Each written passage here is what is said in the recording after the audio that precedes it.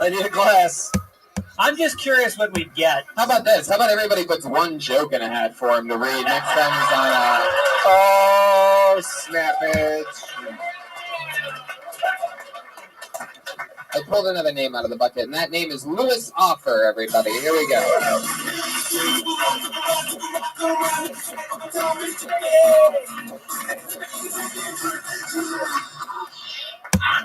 Oh, how dare you, Louis. While I tried to actually take a sip of water. We got a no-show? I strategically timed it so that I could have a few sips of water, and because that person didn't show up, I didn't even. Was that Steve Offer? Weird. Where did he go? I pulled another name out of the bucket. Oh, we know her. Very cool rising comedian in the community. Put your hands together for Logan Gunselman, everybody.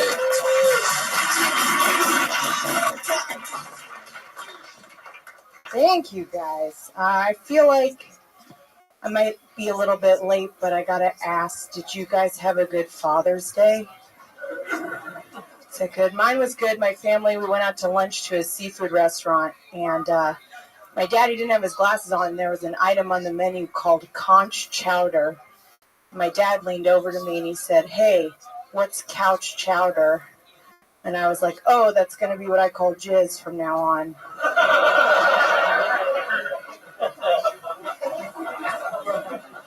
My dad was like, "We can't have one nice meal. We can't." Sorry if that was gross. This will be clean. Do you guys think that the first guy to feed his pet dog chocolate, like he probably thought it was going to go way differently, right? Okay. I love that. Logan Gunselman doing it again. I loved everything. I just don't know why right before that last one you said that was really dirty. This one's going to be clean. Like you apologized. It was funny before. Sorry. I just felt bad if it was too gross. No. Don't feel bad. No, it'll never be too gross. Couch chowder? I can't. That's catching on. I like it. Yeah, and you went into the relatively clean dog getting violent diarrhea and vomiting till it dies joke. So Yeah, that was you cute. did clean it up quite a bit. Yeah. Is that what all dogs can't have chocolate? Is that the rule? Small one. They die. It's actually Small the ones caffeine can. that's inside the chocolate. It's not actually the chocolate. Oh, so don't give them coffee And either. don't give them Coca-Cola. Never give them hot coffee. Never It's give because them the chocolate makes the dogs more delicious if you know that they're chocolate-filled doggies. And nobody knows Whoa, more about that's kind of racist what you just did. You're the racist one. I'm just talking about You're chocolate-filled talking about doggies. delicious doggies? Yeah, filled with chocolate nougat inside. Wow. All right. There you go. Esther Q. Logan, what do you do for work? I work at an auction house, and I'm a doorman at the Improv. Oh, cool. What are they auctioning at the auction house? Right now, a ton of Prince's old stuff, actually. Oh, yeah. This is- Rest in peace. One of the greats, Prince. It's a shame that we lost it. What's the big ticket item? His ex-wife gave us her engagement ring. That's pretty exciting. that in his couch chowder. Whoa, Jesus. It was a very creepy, very Bernie Sanders. Yeah. Very creepy voice with your couch chowder over there, Pat. Logan, did you say you were a doorman at the Improv? Yeah, Not door person? I'm just curious. it seems like you're really making a point if you say door person. Really? To me, You I see don't like know. it's a political stance to say door person? I would still say, can you say stewardess still, or you're not supposed to? I don't know. This is semantics. I don't know. Comedy stewardess. I don't know. Has anybody else brought this up to you? Do you say doorman? Is that a thing? I never really thought of that. Yeah, I just figured that's the name of the job. I guess there's a reason no one brings it up. Yeah, I guess so. When they say, "Why do you call yourself a doorman?" say, "Because I watch the door, man."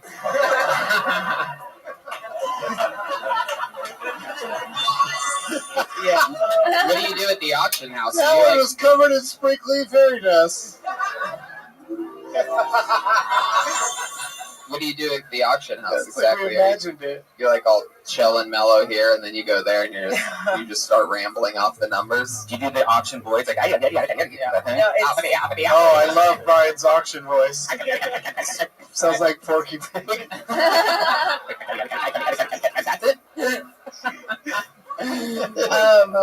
my job is actually really creepy. I look up all the living relatives of anyone, and I find their address, and I write them a letter asking for their stuff to sell. So I just Well, what I do is quite easy. I just wait until people die and then take their stuff and sell it at a high rate. it's Wow, you went from like a nice girl to super evil and oh, what do I do for a living? You're gonna do that thing again. That was Are so you only funny. allowed to send letters? You can't email or tweet them? yeah, everything's by mail. It's a really weird. It's just a psychological thing, right? Because people get a piece of paper and they're like, oh shit. Yeah, I find them at If their. it was like a text like, yo, your grandpops just died, what's up? It'd be super shady. Yeah, A letter, it's more like real. It gives it like an actual physical thing. You know what I Yeah, mean? you don't want to call and say, do you have any like old guitars? Let's see, well, he's still alive, and you go, oh, let me call you back in like half an hour. Check your Twitter feed. we write living people too. It's just I mostly get the dead ones. That's my job. So Wow. Yeah. Who are some other dead people other than Prince? Who are some other dead people that? immediately after David Bowie died, my boss was like, look up everyone he ever worked with. Oh my Whoa. god! Yeah, it's a soulless job, but it's $18 an hour, so I do it. You know your economy's bad when $18 an hour gets a party horn on a live. I'm not now, but I have dental. If Brian had a confetti button, he would have hit it. Oh, That I was love so that. joyous. I love if we had fucking That was physical, amazing. like if those balls blew up with, Oh. we had buttons for that. Oh my god, that'd be the greatest thing ever. Yeah, Oh, let's that- just you know what go that sound deep means? That goes in the the ocean. idea chamber.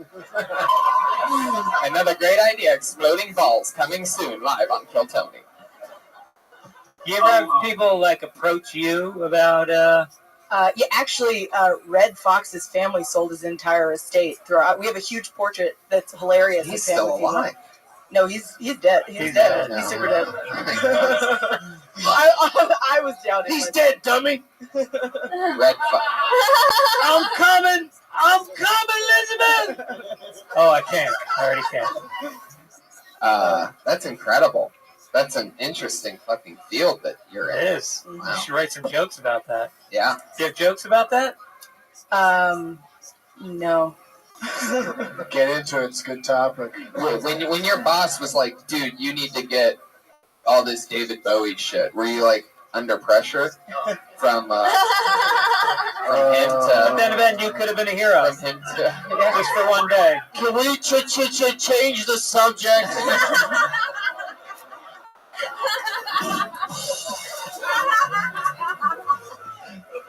can't think of any more Quiet, quiet, my little China girl. Boom. Powerful.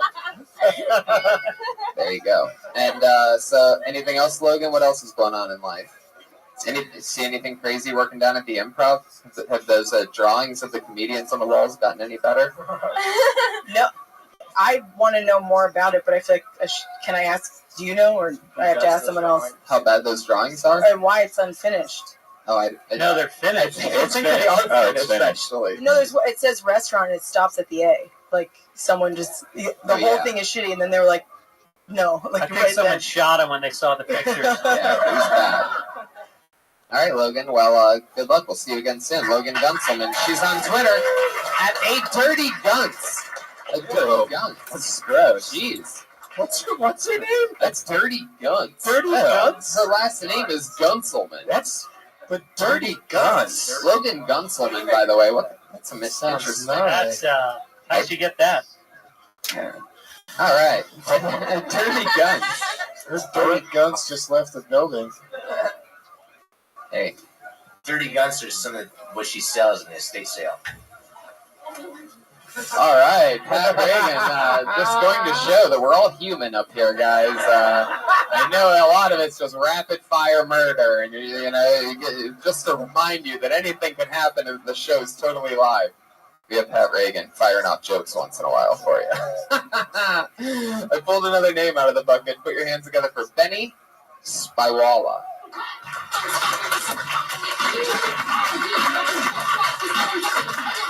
Wow. Here he is. Benny Spywala, everybody. What's going on, guys?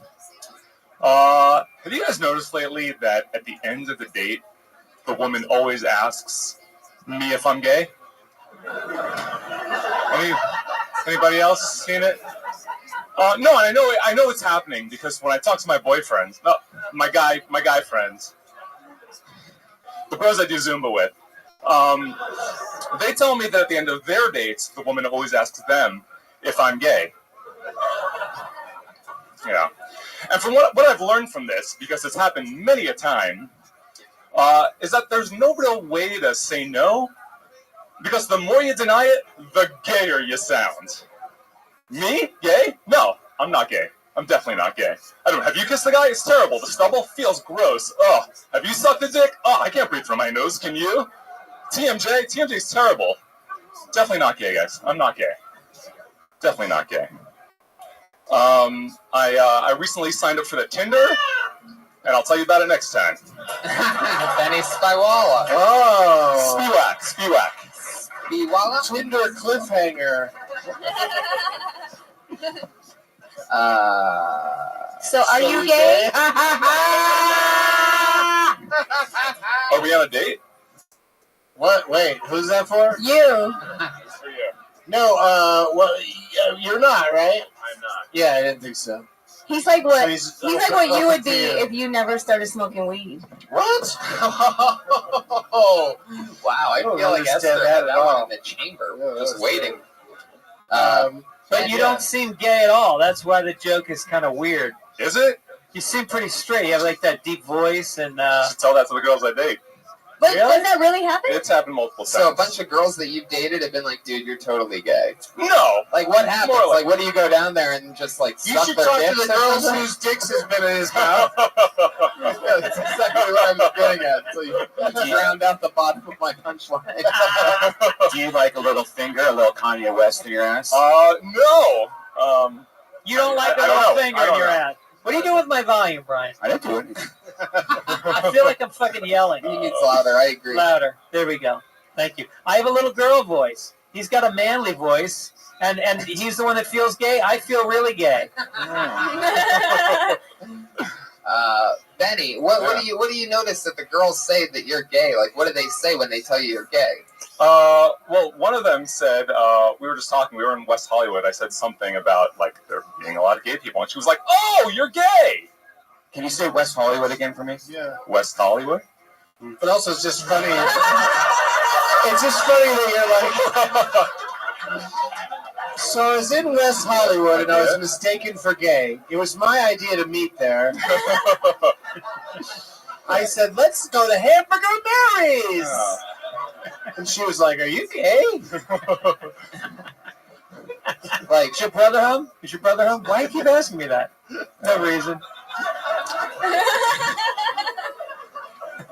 Have you, like, you know, so give another example. Because that one just didn't make any sense. All right, All of a sudden, you're like, hey, there's a lot of gay guys around, and she's like, oh, you're gay, goodbye. That's not a real story. Yeah, there was another time I was at a party, I was talking to a girl for a while. Are you sure this girl wasn't a penis? I had a few drinks, so I cannot be sure. So what happened? Yeah, we were like flirting all night, and we were like drinking. Our faces were really getting like closer and closer. I was about to go in for the kiss, and she like just looks at me, and she's like, "I can't figure you out, man." I was like, "What do you mean you can't figure me out? Like I'm Benny. I told you, whatever." And she's like, "No." She's like, "No. Are you gay?" Right. Why don't you just kiss her on the mouth and say, why don't you tell me after this? Yeah. Yeah, what did you do then? They say, are you gay? Yeah, I said no, and she believed it. There was a happy ending. When you went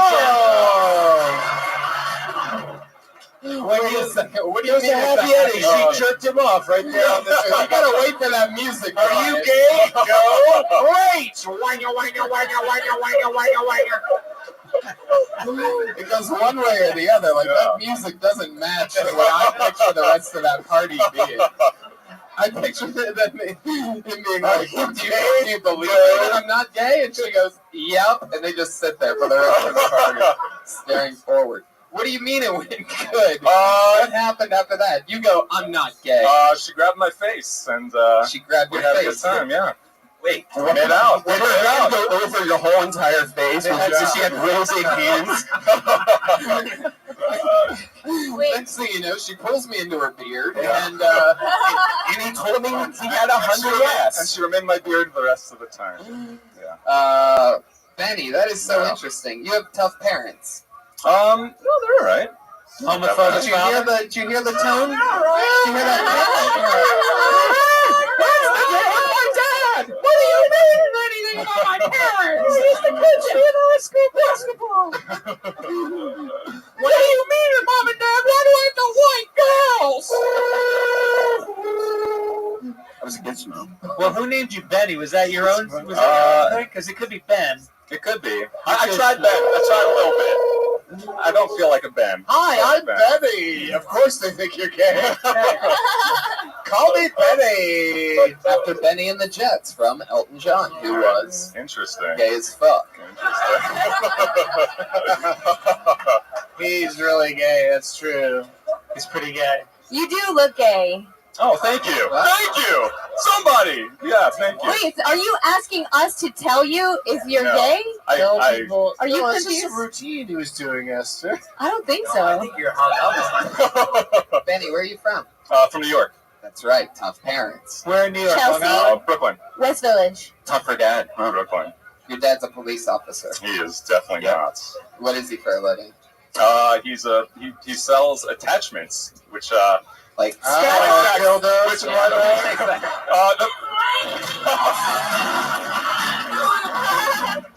the things that price tags hang from on clothing that you break off.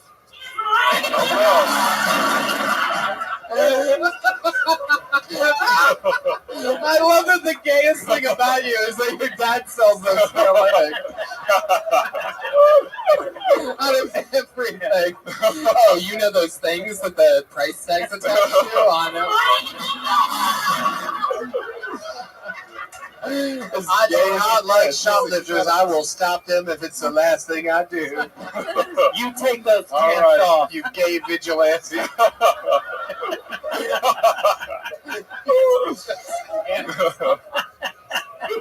Holy shit, Benny. This is amazing. Have you ever have you ever had a close encounter with a guy? I haven't. I've So got only lots of women friends. think you're gay. Yeah. No. I have friends who are gay. I've gone to some clubs with them, gotten some free drinks, so that's nice. Yeah.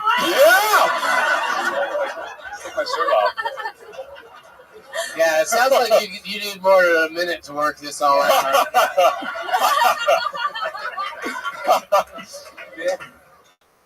Benny's more hung up on his identity issues than the conservatives and abortion. Yeah. It's true. When he talks, I think I'm suddenly in a movie and there's a voiceover. Benny, let me see your abs. What am I doing? Am I all right? That's pretty gay. Gay abs. Great, right. That's how you Those know. abs are super That's how gay. you know. I had a feeling. I mean, I didn't think you were gay when I saw those abs, but I can almost see your rock hard dick resting on those abs. Let me say, I'm glad I turned everybody around and convinced you. Well, that's what you're good at doing, mostly with guys, is turning them around. And I'll convince you I'm not gay. oh, I'm gonna be so not gay up in you. yeah. I'll put my foot right up your ass. Because if it was my dick, then I'd be gay. But a foot does not count. Oh shit. Oh, Benny. Benny, you play any sports or anything? No, I run. Yeah. Where do you like to run? Just around Santa Monica, where I live. The city, not the boulevard, Brian. Oh my god. He's like, I work out with the cast of Tangerine. We'll do a lot of sit-ups. How fast do you run? A little bit faster than him.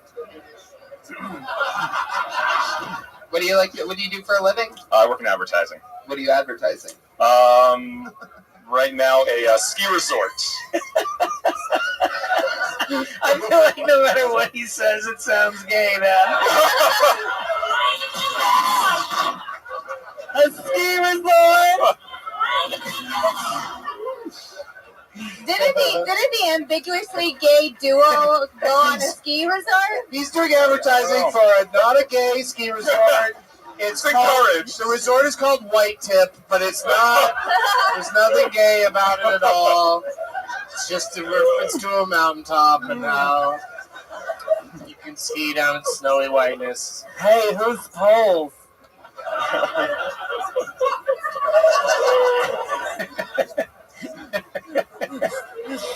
Oh my god. I'm fucking dying here. This is unbelievable. Everything that I find out about you gets gayer and gayer. This is incredible. Oh my god. Holy shit. Well, Benny, you got an hour on you. Yeah, it's I've incredible. got a lot to work out. Yeah. Good luck to you. Benny, Thank so nice to meet you. I feel like we could have talked to you forever. Thank you guys. I think we Please did. come back. All right. Thanks. Benny's on Twitter at BennySP. Didn't really get to talk to him about his comedy at all, but that's all gold. Holy fucking shit. There's a part where I literally almost had a stroke during laughing at all of that. Would you like some meat? Nah, I'm still gonna pass on that. I think being near that is probably part of the cause. That was incredible. Holy fucking shit. Guys, has anybody, Esther, a question that I always ask everybody the first time. Have you ever when you started out in comedy, was there ever a moment that you hated, like, that you regret doing anything terrible?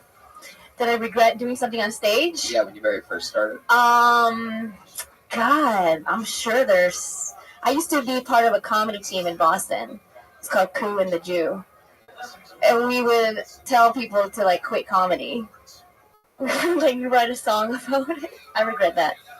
Gotcha. That was kind of Makes mean. sense. But, Wait, you mean real comedians that you're friends with? You would yeah, we would, like, book them on the show, and then we would, like, write a song on, like, why they should quit comedy. Wow. And did they still hang out with you? Yeah. No. That you made some enemies? Yeah. Wow.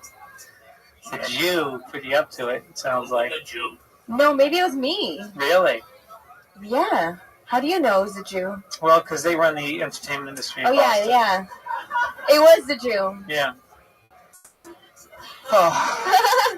Guys, how about one more time for Benny Spiwala, who was up there a minute ago? Benny. Hey, I pulled a name out of the bucket, and this is really cool. I've never pulled his name out of the bucket, but I started with this guy. I know him very well. Everybody around here does. Long-time LA comedian. Put your hands together for Brian Swinehart, ladies and gentlemen.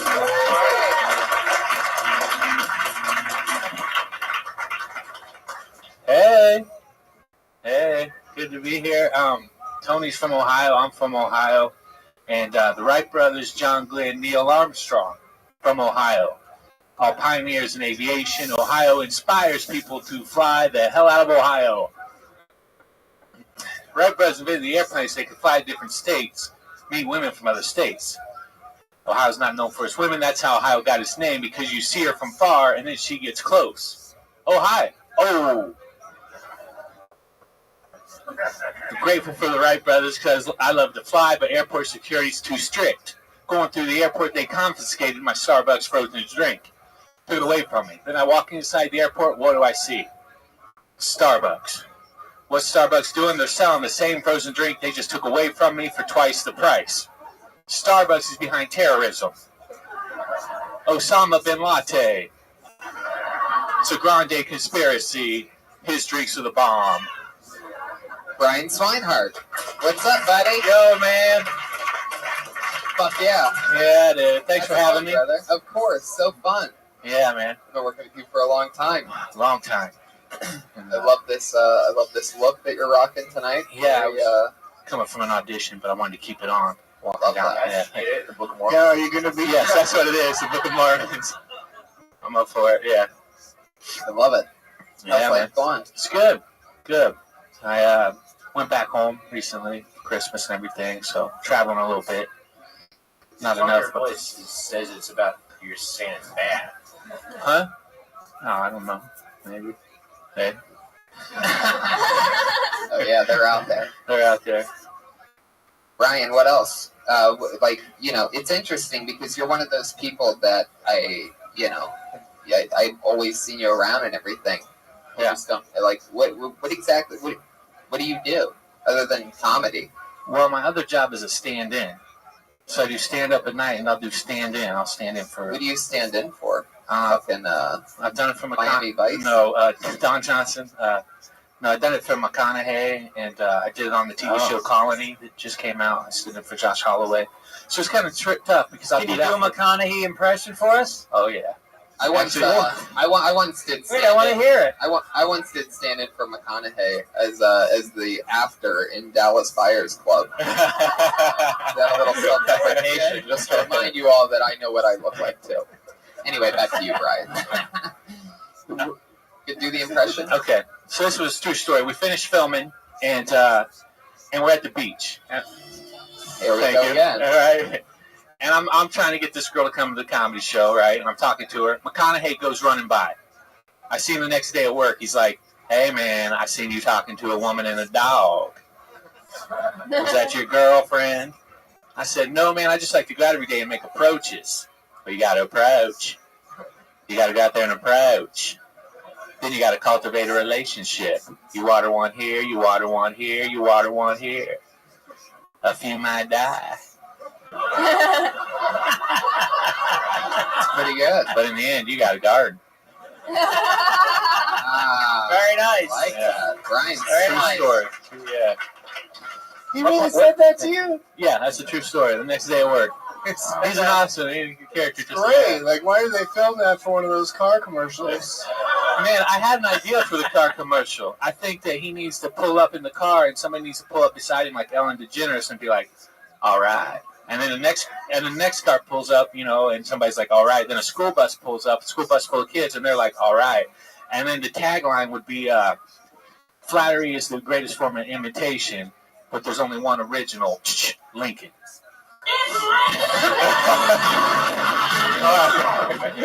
Somehow you just became the gayest guy that's been on What part of Ohio are you from? Lincoln. I thought you were going to do a joke, but you just created a sincere ad. Like you're that's fucking a good ad, though. Like Don Draper just suddenly showed up. Lincoln. You said that like a Lincoln executive would be in the room and be like, "You got a deal, kid." Yeah.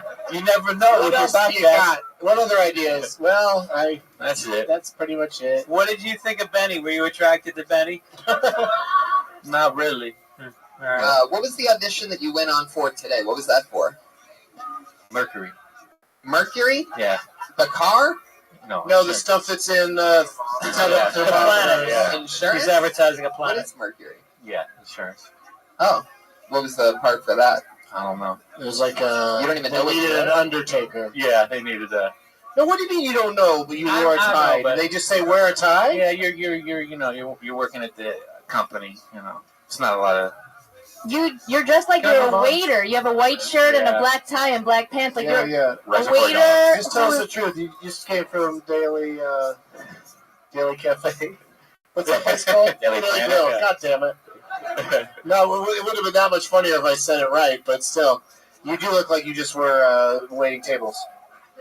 Was that what the That's Oh, the you truth. just That's told the the truth. I never worked for McConaughey or any of those guys. I wait tables. I think that'd be a Every smart day. way to go through Yeah. life and show business. Just always tell everybody you just came from an audition Yeah. all the time. Totally. You just came got from the me. Daily People Grill. will be like, "Hey, have you noticed how often Brian is auditioning to be a waiter?" He's always up for waiter parts. I mean, like every time I see him, he even has the apron and the name tag, and it's like he didn't even get the role. He's just auditioning, and he's got the name tag, the same one every time too. It's always for Applebee's. Says his name on it. What were the topics that you covered in your minute? A lot of Ohio. Ohio. Yeah, just Ohio, Ohio. yeah. You did some old school Ohio street checks for sure. Yeah, the John Glenn, Neil Armstrong. That's like, you know. I'm from Columbus. But what I did love as a regular Ohioan, I mean, that joke, you can never repeat that again. But the John Glenn, Neil Armstrong, it's like Argus, you know what I mean? You got to just look at it, because that's like an old school Ohio. But what I did love is that Ohio, like the way that you did with that thing. I don't know, is that a street joke? Well, I mean, Sort of, but the way you did it, I sort of liked it. What was You next? did it with swagger. What was after the Ohio thing? Starbucks. Starbucks. Yes. Osama bin Latte. Yeah, Osama bin lattes when that one finally kicked in. Because I like prior to that, I thought it was just sort of a pretty typical Starbucks, observation. Yeah. You know what I mean? Didn't feel fresh, but that Osama bin latte, holy shit. That brought it home. And then what was after that? Now, you missed the transition between talking about the Wright brothers to talking about flying at the airport by going, well, you know, they did a lot of things for flight. So I'm in the airport recently. Yeah, you don't have to do that. Just do the next joke. Like, sometimes people like to have to transition everything, but if the joke's funny, you can just go right to the joke. Yeah, totally. Brian, Good advice. What else is happening? Anything else? Doug Benson makes a whole bit about bad transitions like that. I've got a segue Segues. routine I did 6 or 7 years ago. That's That's very right. funny. Yeah, it was amazing. Will you do a little bit? It was amazing. Yeah, babies love Vegas. This is an example of this bad segue that's in the bit. You've been doing stand-up, what, like eight years Yeah. or so? Yeah. What's the most fun that you've had in LA doing stand-up? Like, what's a crazy night? What's something that happened? Anything interesting? Man, I used to, because I used to always do 3 clubs at a little bar show. Yeah. So, when I was starting out, we would get so plastered, and every night was wild there. I don't know. It's a good story. Yeah, sorry, I don't got no I love fucking. it. It's like an true Hollywood story. Listen, man, storytelling's not my thing. Yeah. I just want to speak into a microphone, just random words. They don't need to come together at any kind of point. But, I want you to have a sense of where the joke would fall yeah. had I told one. But that part of that might be he's embarrassed by how crazy shit got, right? Sometimes you gotta just be honest on stage and tell us about that time you fucked a pig on top of a roof. Like the roof is a weird part. Like I don't know, I need to add that. We don't need to know where you fucked the pig, but where'd you fuck a pig? The barn. Oh, okay. Oh, truth comes out. All right. That makes sense. No, but the thing is, if you fuck a pig in a barn and you get caught, people are like, you're a pig fucker. But if you fuck a pig on a roof and you get seen, people will be like, the fuck is a pig doing on a roof? And then you just skirt away. That pig deserved it. Is that what you're saying? It just, Well, the pig's on a roof, and they're walking around being all pig-like on a roof. Why? Of course they're gonna get fucked. Why is that pig on the roof?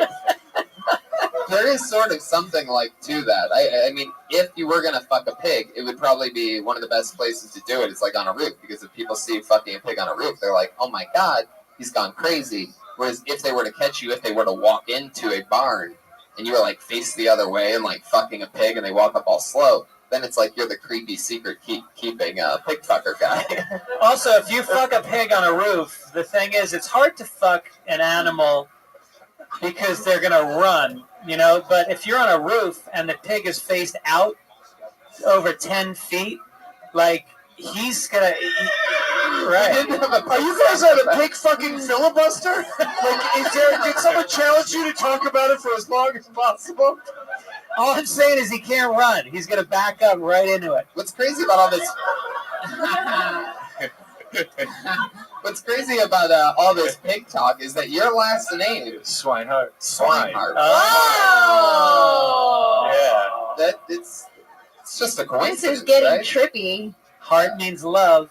Pig love. Yeah, all day, every day. I love that. I love that Neil Diamond song. Turn on your swine heart. Is that I never heard that. Oh, Heart Light. I meant. Okay, man. Brian, you're All one right, of my man. favorite people. I Cool. love you. Thanks, Tony. Hopefully we'll see you again soon. All right, thank you, guys. Thanks, dude. Brian Swine. He's on Twitter at bswine. He's the one and the only. I know that. bswine. I like the energy in this room right now. I've never really seen 90 people get that quiet all at once, but I like it. All right, we've seen this guy before. Put your hands together for him again. His name is Taylor Rizzo, everybody.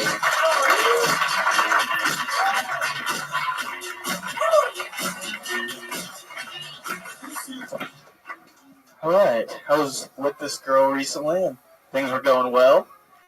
She was on top of me, kissing on my chest, and I had my hands in her hair, and I was just so in the moment, and for some reason, I just kissed her right on top of the head, and she stopped immediately. And, you know, I didn't know why, but before I could say anything, she was like, did you just kiss me on top of the head? I was like, yeah, is that okay? She was like, it's kind of weird. I was like, oh, really? Sorry. I guess I just thought it would be sweet. She was like, yeah, it is sweet. That's why it's weird. It's like, oh, man, you're totally right. Like, I was weird for doing that, but I don't know how to not be that guy. Like, how do you just fuck a girl and not kiss her on top of the head and let her know she's safe? You know? Rub your nose on her nose, flutter your eyelashes together, fucking butterfly kisses, guys. Like, that's just who I am. So, ladies, if you're trying to hook up with no strings attached, but to feel like there are tons of strings attached, yeah, I'm your man. Boom. All right, thanks a lot, guys. Taylor Rizzo. Fuck yeah. That's awesome, man. Yeah, you've been on the show a few times. It's probably Yeah, I did 30 seconds last week of just that's horrific. right. You got pulled out last second. It wasn't good. Right, yeah. You That was made it. better. That's what happens. People come back strong. Yeah, Like so that. good. You redeemed it, man. I did. I'm glad. Landed it. I like Didn't this. know where you were going, and then all of a sudden you fucking landed it. Well, thanks. Yeah, it's basically the second half of a joke. It's like the story portion without the setup. It's a 2-minute joke, and I just told the second part of it. Sure, maybe you should just tell that good part of the joke always. So that It's good. There's like I'm excited on hearing that first minute now. you, You know, like a prequel. well, it's pretty funny because I told it on the show that we did about a year ago, but there's no way you would remember Oh, I was that. backstage going, why did I put this guy on stage? Yeah, definitely. I'm joking. He's great. See how great I Settle am? down, everybody. But, so, when you go to the clothing store, do you go, I want to look like I'm performing in a prison yard?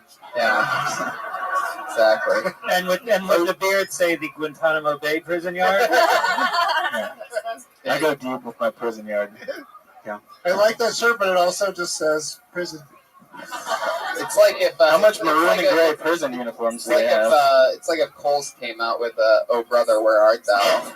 like special release. It's pretty good. What do you keep in that one pocket? A better shirt.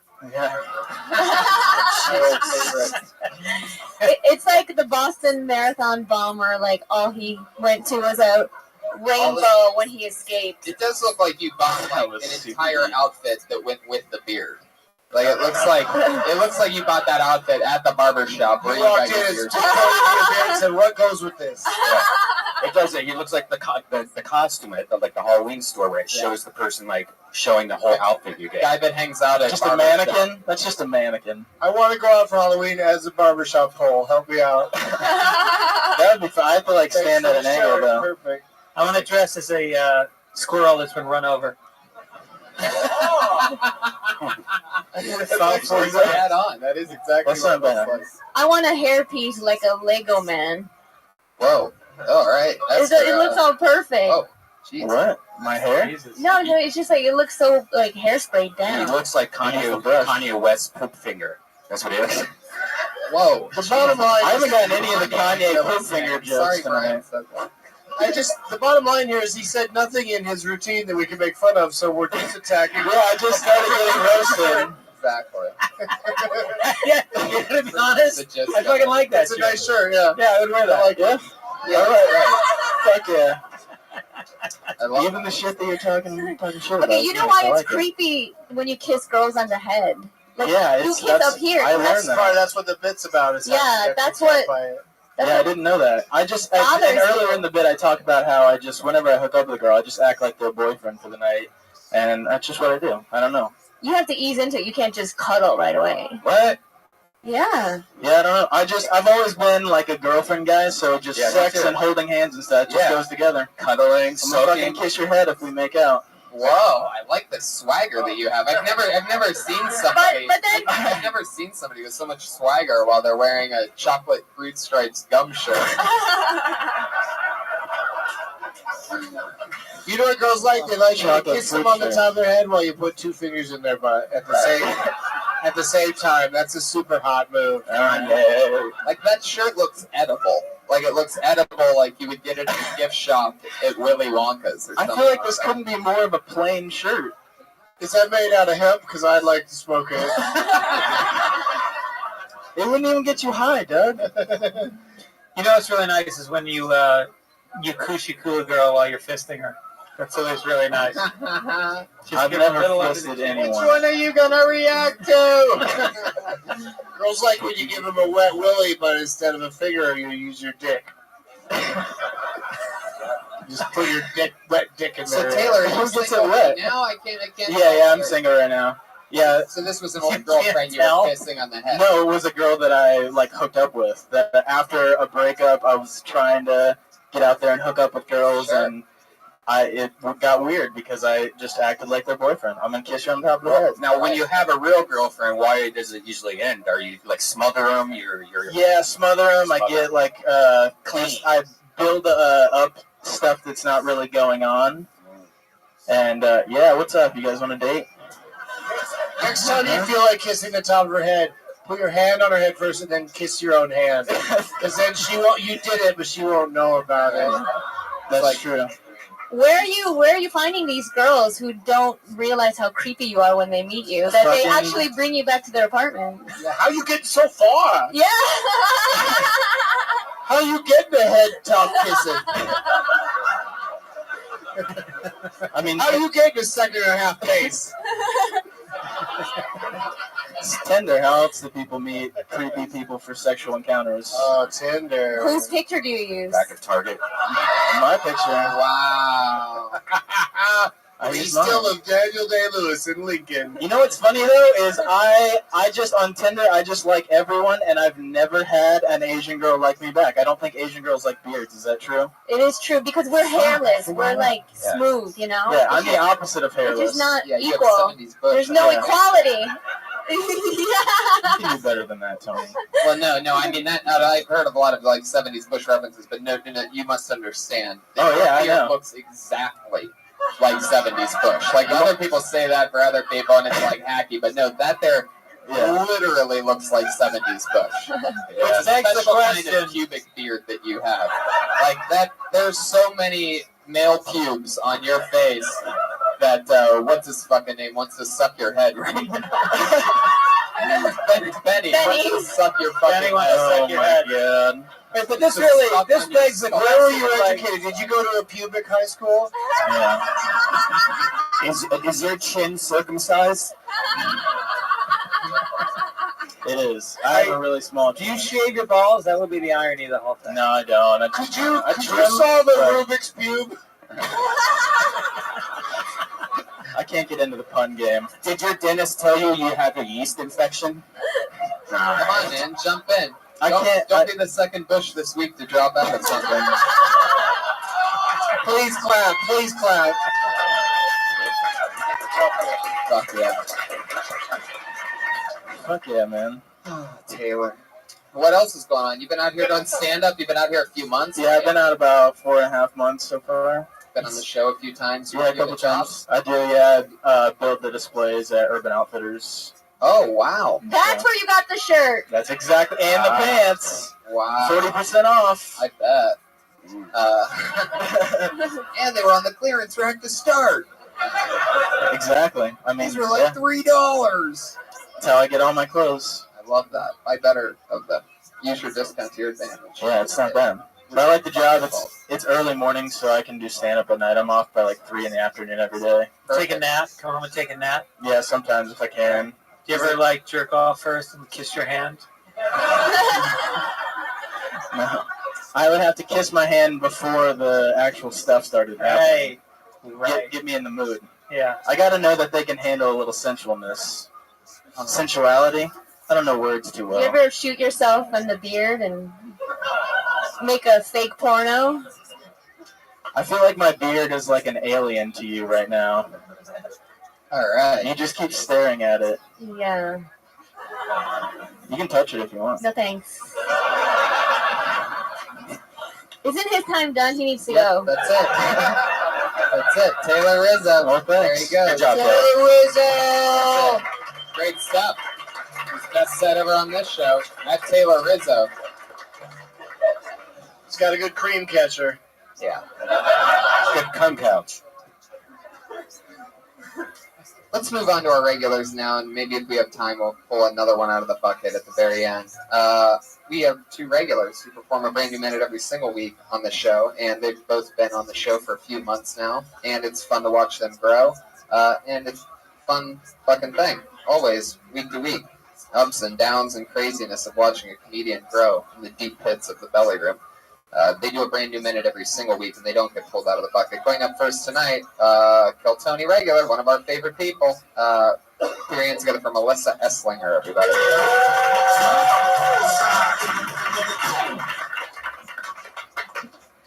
So I played baseball for 12 years when I was growing up. There's no offense to softball players, but I didn't want to be a cheerleader or a lesbian. So, but actually I played because when I was 8 years old, one of my coaches killed himself, and I told that fucker I wasn't going to be a quitter. So I played for a long time. Being the only girl playing baseball was cool. When I would run out of the dugout, the coach would always slap the dudes' butts and get to me and just like awkwardly pat me on the head. I was actually asked out while playing once, like during a game I was playing shortstop. The guy was running on second base, and he was like, "Hey, girl, you want a boyfriend?" I was like, "No." He was like, "I'm packing." We were like 12, so I don't know. I was like, "We're packing what, a lunch? Or I don't know." I thought packing something meant a gun. I don't know. You got it, Melissa Esslinger. Wow. Fun. Great. Love it. So likable. I love that patting on the top of the head joke, and that's so awesome. Those are, hard jokes to write is when you're trying to really talk about, your past and you, and you're not just floating out stuff that is routine. It's a good topic, and those were solid jokes. Did it ever cross your mind? Did you watch The Last Guy? No, I wasn't. Because you could. That's the thing is like if you are like in the back of the room and you see the other comics, when you did that routine about and ended on the patting on the head, you could have said at least he didn't kiss me on top of my head, and it would have been like a big laugh and a fun. I don't know. It seemed to just get mutters when you just said it right then. I don't know if it really would have. Oh shit! No, but that's what I'm saying is it would have been perfect when she said it, but I was really leading up to it too much. I know, but you're a professional comedian. Yeah. Like it couldn't have been said any better. He's also than a you just said it. professional weed smoker. That's true. Yeah. But anyway. Yeah. But I mean, but that's interesting that you say, "Oh, I didn't see him," because that's part of when you're doing stand-up. It's like knowing what came before you can, For sure. Can influence your performance and help you or warn you about things that are going to happen. To be honest, I ate carnies earlier in a show. Oh, she ate carnies, you guys. Yeah, don't go eating that fucking shit train. What did you eat at Carney's? Some fries. Oh, jeez. That's rough. Whoa, the Carney's horn, everybody. When you want delicious hot dogs, Carney's. And a new special promotion with Kiltony. Carney's. All aboard the diarrhea train. Making stops now and now and now. I had diarrhea on my couch yesterday. Wait, what? I was in my laying around till 8 p.m. just having diarrhea every 10 minutes yesterday. But on your couch, or I had a little bit like the way that you said that was. I was on my couch watching Kajimusha, the Kira Kurosawa 1980 film. Well, that'll give anybody diarrhea. Watching whatever. And I thought it, I thought it was a fart, and then just like a little droplet came out. And I had to fucking clean them shit off my. Well, have you thought about wearing pants? I was wearing boxers. All right. Came through. I was just the diarrhea. It was just like a light went off. I'm like, I had diarrhea all day yesterday. We have somebody here who can clean that up for you, Benny. Need some tongue action. Points for extra too on this reverse episode about midnight. Well, that was fun. You did it again. Another new minute from Melissa Esslinger. Everybody. Yay! Great job! She's on the poster too.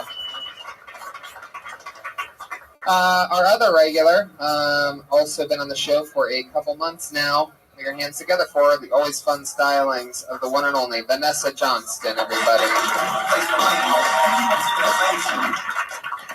Hey guys. They say you can fix most things with a hammer. Well, I have pretty girl problems, which luckily can also be fixed with a hammer.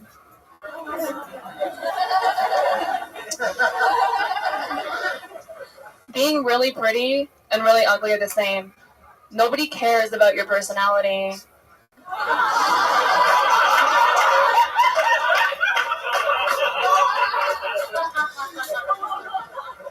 Being average has its benefits.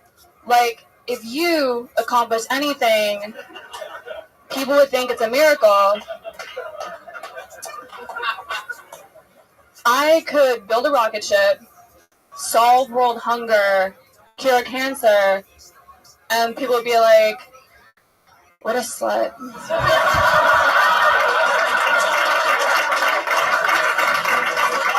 Wow. Holy shit. That's amazing. So fucking awesome. That was fucking hilarious. Thank you. You're pretty. You're pretty. You're pretty and funny. Yeah, that was So awesome. great. I guess, like, all the while, like, that's sort of the tone and everything that I've been talking about. Like, I always have said, like, I can't wait to see what kind of jokes you're doing when you start talking, like, owning, being pretty. And that's amazing. That's, like, so funny. And it's so, original, too. Because there's nobody that can really, there's not really. Is that, do you do a lot of it?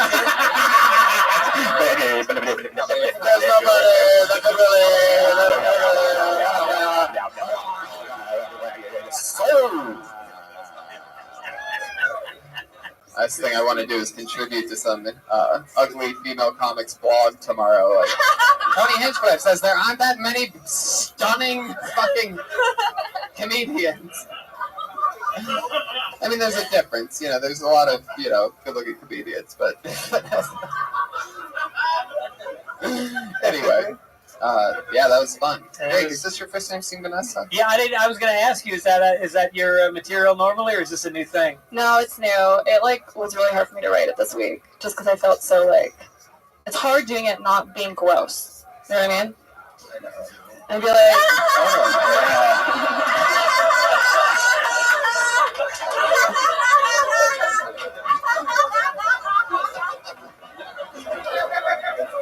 I think Esther might have liked that one. No, I totally agree. What's cool about both you and Melissa's sets tonight is like the jokes that I saw you do, and when I saw Melissa do the joke about just the way she said, and she's so innocent about the patting on the butts, and she got patted on the head. Like, it's like I could almost see those being, definite lock them down, like showcase set type of jokes for, years to come in your career. So fun, cool little thing. You know what I mean? Both jokes that establish both of their styles and who they are from the get. You know what I mean? A material. Yeah. It better be A material, because that's a tough fucking premise. If you're a black guy and you go on stage and you make jokes about being a black guy, you're a fucking black guy. But if you say you're really pretty and people are just, they don't buy into it, then people think you're just a fucking snotty girl. Yeah, that joke's only going to last like 2 or 3 years. I know. Oh, Shit. oh, God damn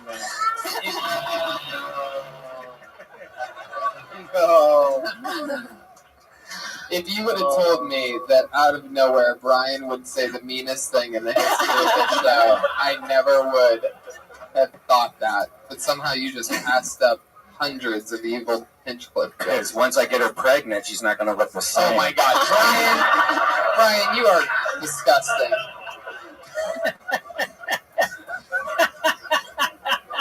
It's a great Tracy Morgan impression. Vanessa, anything else? How's life? Everything good? Mm-hmm. Great. Good, thank you. Killing it. Fun times. Vanessa Johnson. Great job.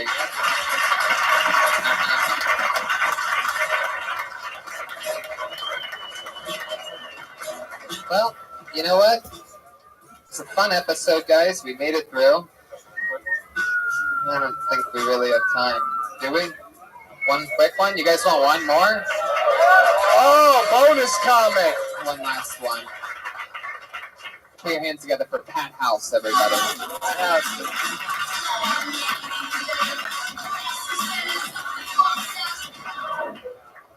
That house has left the house. Wow. I mean, you did say that you were done with Naveed Sultan?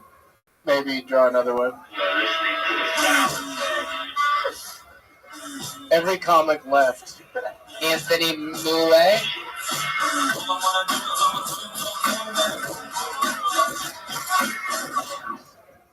Richie Gaines. There he is. Yeah, here we go.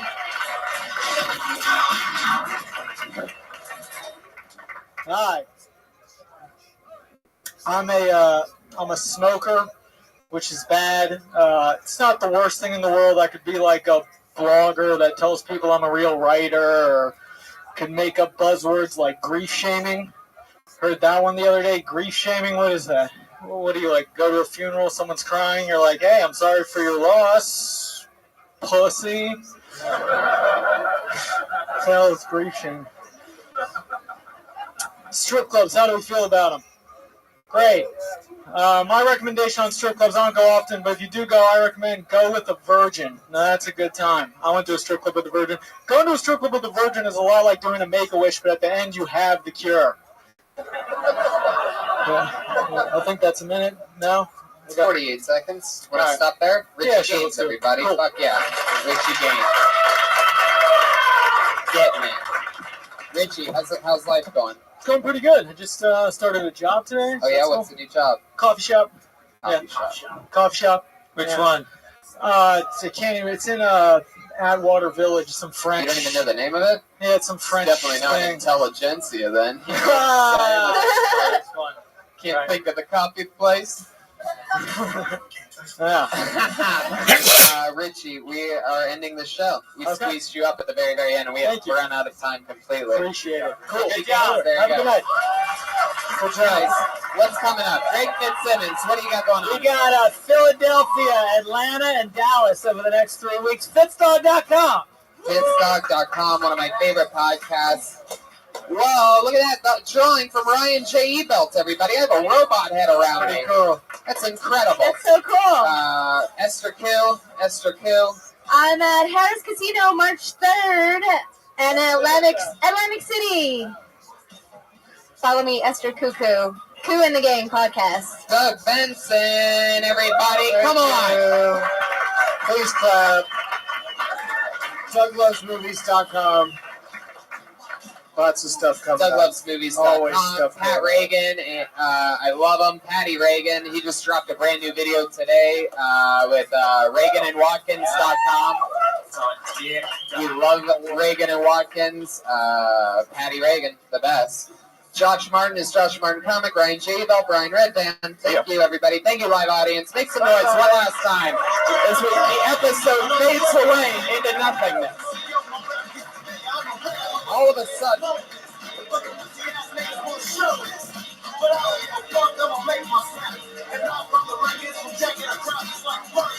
The definition is jacking. Open up the arm and start packing. Shoot him on the bucket and I'm in it.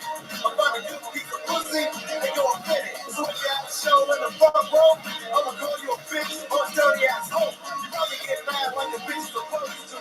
But that shows me straight drunk and close to a crazy motherfucker from the street.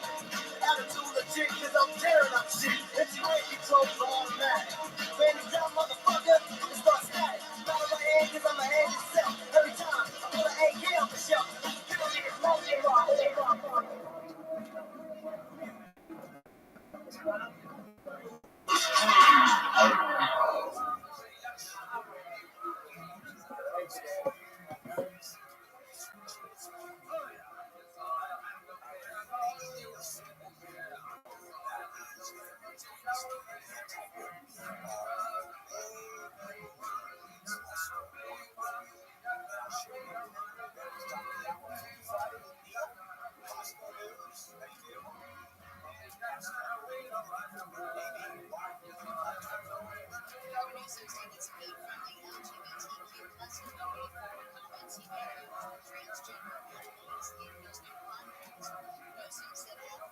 Amazing Styles of Pat Reagan. How was it in here, Pat? Was it fun tonight? I'm having fun, yeah. What's the book about? I'm just doing some light reading. I got Infinite Jest here. Okay. Fuck yeah. So, what's that about? It takes place at a tennis academy and at an addict's halfway house in a fictional town of Enid, Massachusetts. You're reading a book while being the band leader tonight. I just thought I'd mix it up a little tonight. Do you think you're that good of a band leader to where you can now read books during the job? Well, you know, Tony, it's about a 1,000-page book, and I want to get through with it before I die. So the only way to do that is I'm reading at stoplights, and it's unfortunately led into comedy shows now. I feel like Pat's character on the show who, how long have you been with us now? 35 years? About 35 years now. And when he started, a lot of people didn't like him. A lot of people are anti-guitar comics. I'm a grower, not a shower. And you really are. You have won over a lot of people. I get a lot of tweets positive about you now. Yeah, more than negative. Yeah. But I feel like times like this with the book thing and the weird start to this episode, I feel like we're going to get some hate tweets about this. You're going backwards. I feel like you're going the wrong direction. Well, I bring on any hate tweets from mouth breathers out there in the ether. That's right. You Twitter trolls. He's calling for you. Lord knows he'll read your tweets. Probably while being the band leader on the live podcast. Put your hands together for house artist Ryan J. Ebelt, everyone. Every single week, he has a blank sheet of paper in front of him like he does right now. And at the end of tonight's episode, you're going to see what he drew, because it's going to be tonight's episode. He always draws us and the guests. Keep it going for Brian Redband, ladies. That's right, guys. The master of sound. Last week was a lot of fun, man. I just re-listened to last week's episode. Maybe the best episode we've had so far. Hot fire. 2.5 years. A lot of people, you might not know this. This may be your first time, but you are at the ranked #1 live podcast in the world right now. Yes. Yes, live audience. Your vote means nothing. You are less than 1% of the overall listenership of this show. Is the people in this room right now. You mean basically less than nothing. Whether you laugh or not, it really has no bearing on how good the actual episode of the podcast is. Yeah, you tell him. Keep it going for the great on the HD camera in the back. The one, the only, Jamie Vernon, ladies and gentlemen. Super producer of Superman. And with his new, I just came back from Vancouver, and I saw this new bleach blonde hairstyle over here. What the? It's like he was dipped into cum or something like that. He looks like Justin Timberlake in the late 90s. Yeah, it looks bad. It looks like somebody put bleach in your helmet and pranked you. Little pony boy. Love that. It's adorable. I've never seen somebody have the natural haircut of Dusty Rhodes before. It's impressive. You were bombing, sir. 0 for 1 from the middle. I got you sniped, too. I caught you right at the end of saying it, so we'll see if you chime in anymore. Let's do it. Let's bring out one of tonight's guests. How about that? Does that sound fair? We're going to do one now and bring up the other one in about a half hour. Is that cool? I can't. Monday night. I think you can do a little bit better than that. Can you? I think you can even do a little bit better than that. Put your hands together for the great Chris Porter, everybody. Here we go, motherfuckers. Last Comic Standing, his own special on Netflix, another special on Amazon Prime. It's the one, the only, Chris Porter. Welcome back to the show. Hello. Thank you for the guitar riff. Sorry to interrupt your reading. You got to do that rock and roll show recently, didn't you? I feel like I saw a picture of you singing or something, right? Oh, shit gets weird on the Kid Rock cruise. Is that where you were? Too much fucking cocaine and margaritas. Next thing you know, you're singing The Weight with the Band of Heathens. I can't imagine. That old chestnut. Oh, I can't imagine what that hot tub must smell like on that cruise ship. It's HPV and shame, mainly.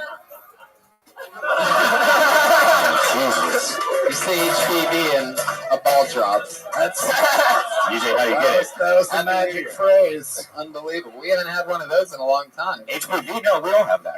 Oh, Yeah. the old ball drop. I'm a host.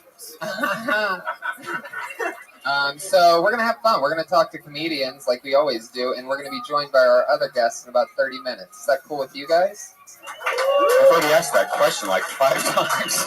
Then let's start the show, everybody. You ready to do this shit? Here we fucking go. Let's just get into it. Comedians, you all signed up to do 60 seconds on this stage tonight. About 40 comedians signed up for the chance to perform here in front of you, live audience. Many, many listeners of this amazing fucking show.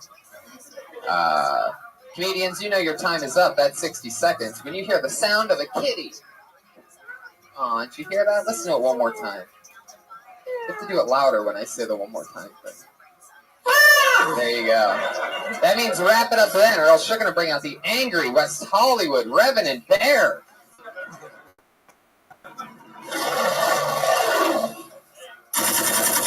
Oh my God. Oh my God, he's got an assault rifle tonight, everybody. Who gave that bear an assault rifle? And who gave the bear so much problem that he had to go buy an assault rifle? Leonardo DiCaprio is what I've been told. That's some long distance. Some guy fucked up a bear so bad that dude ran to a gun show and bought a fucking AK. It's the West Hollywood Bear. He skipped to a gun show. There was just a tragedy somewhere today, right? What did I see? What happened today? Yeah, I had a stomach ache. Oh, Pat. You know what I did do? I had a toilet paper roll, and I wiped my ass, and then I threw the toilet paper roll in the toilet by mistake. You know, I throw the toilet paper roll in the toilet every time I go to a public bathroom, and there's just air dryer machines. Right. Because I hate air dryer machines more than anything, and I want them to know that if they're trying to save paper, I'm going to throw a toilet paper roll in the toilet every single time. That's Why do you hate hand dryers? Yeah. A lot of reasons. First of all, they're stupid as hell. You have to wait like 2 minutes. None of them work efficiently. The Dyson one. Dyson one's badass. The Dyson one where you go like that? Yeah, where it's No, like, it doesn't. Yeah, it does too. You got to go slow. You got to go in. It's like you fucking put it in and then you just slide it out. You know what also works? Your pants. You just ever do that? They don't pant right? That's for you. Or a neighbor's pants. Yeah. That's true. That's also a conversation starter. I like to karate chop into the Dyson Airblade. And It's also, like a series of moves. and also, when you hit the button, it's the most annoying noise of all time. Like, they haven't, we can put people on the moon, but they haven't figured out how to play Kanye's new album when you hit go on the air dryer. I'd rather hear the air dryer than fucking anything Kanye's been doing lately. Pat, I keep noticing that you're flipping the other direction. He's Chinese. He's Chinese. That's how they read. He's acting like he can read. This is the whole thing. Yeah, Pat. Yes? You're going the other way, and that's an English book. I'm going the other what now? You're going the other way in your book. When you say other way, what's the way? Left to right, and you're going right to left. Well, he has it upside down also, so maybe that's why. Really? No, we didn't. Okay, guys. I think we lost track of the show at some point. And you know what? I take responsibility for that. You guys ready to get tonight's show started or what? 60 seconds of comedy. And then we talk to them. Maybe we punch up what you said. Maybe we ask you a question about your life. We just figure out something more about you that maybe you could talk about. Just you go from being a performer to a guest in no time at all. This sounds like a fake name, but I'm going to say it anyway. Put your hands together for Mrs. Excellence. Woo!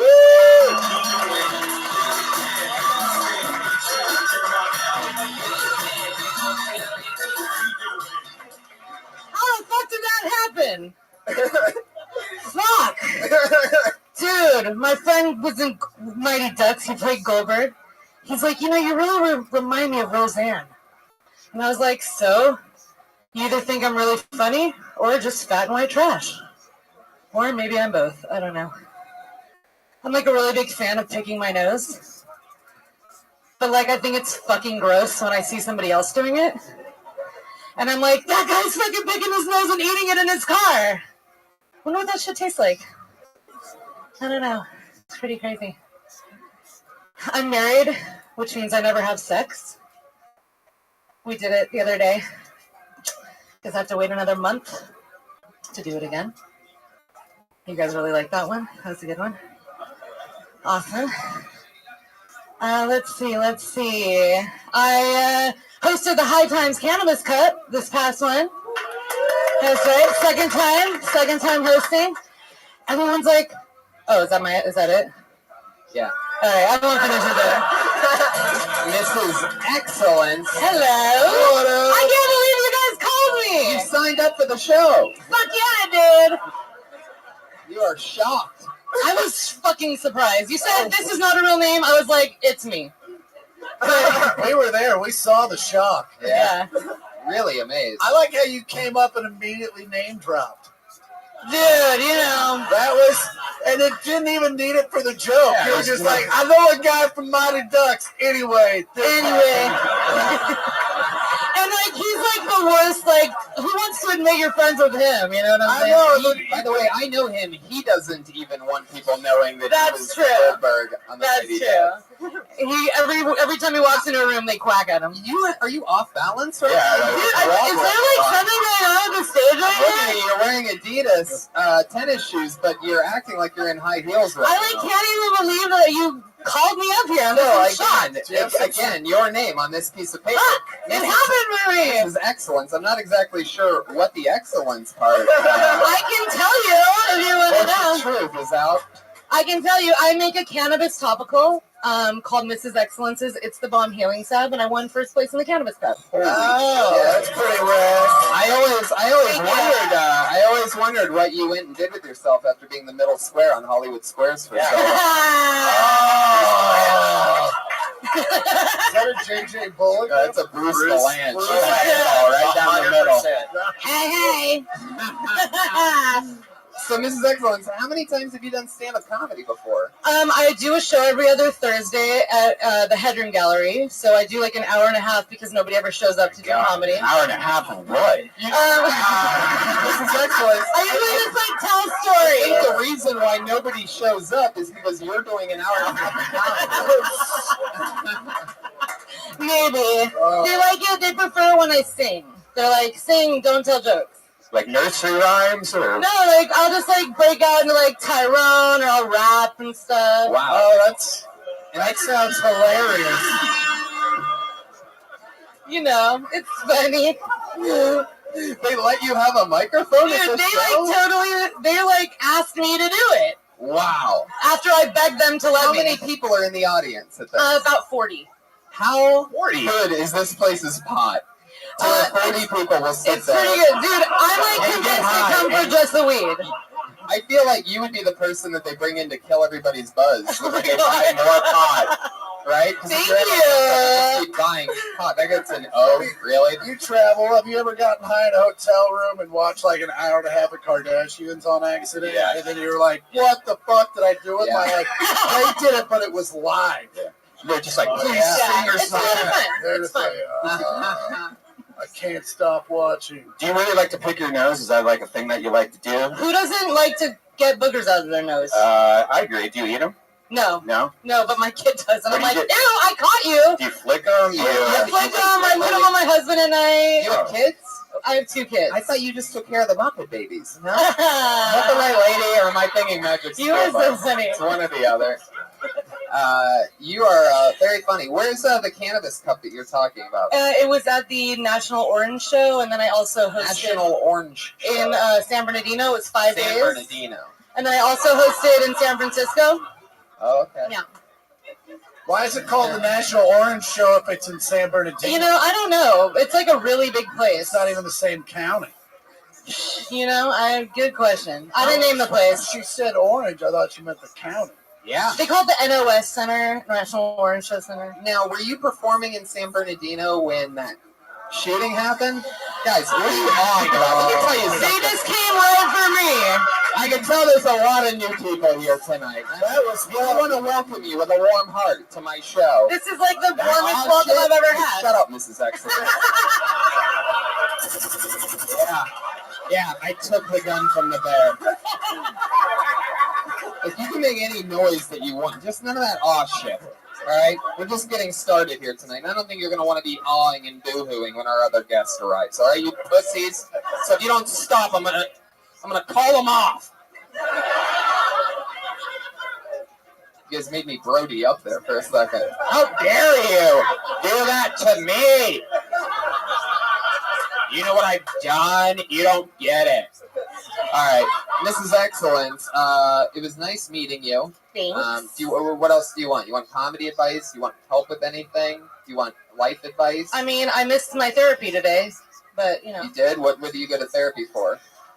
I'm about to make you guys all sad. No, don't do it, Mrs. Excellence. Are you going to do your 60 seconds again? No,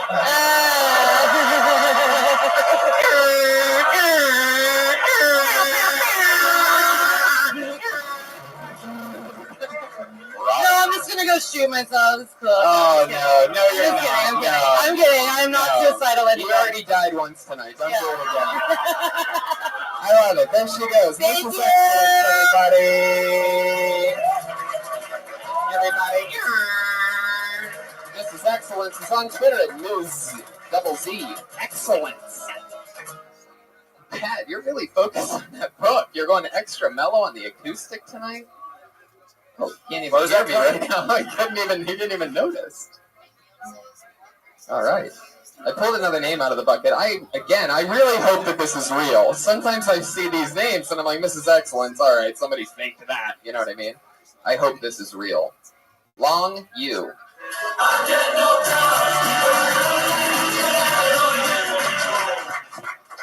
Hey, I'm Long Yu, and I suffer from a severely Chinese name.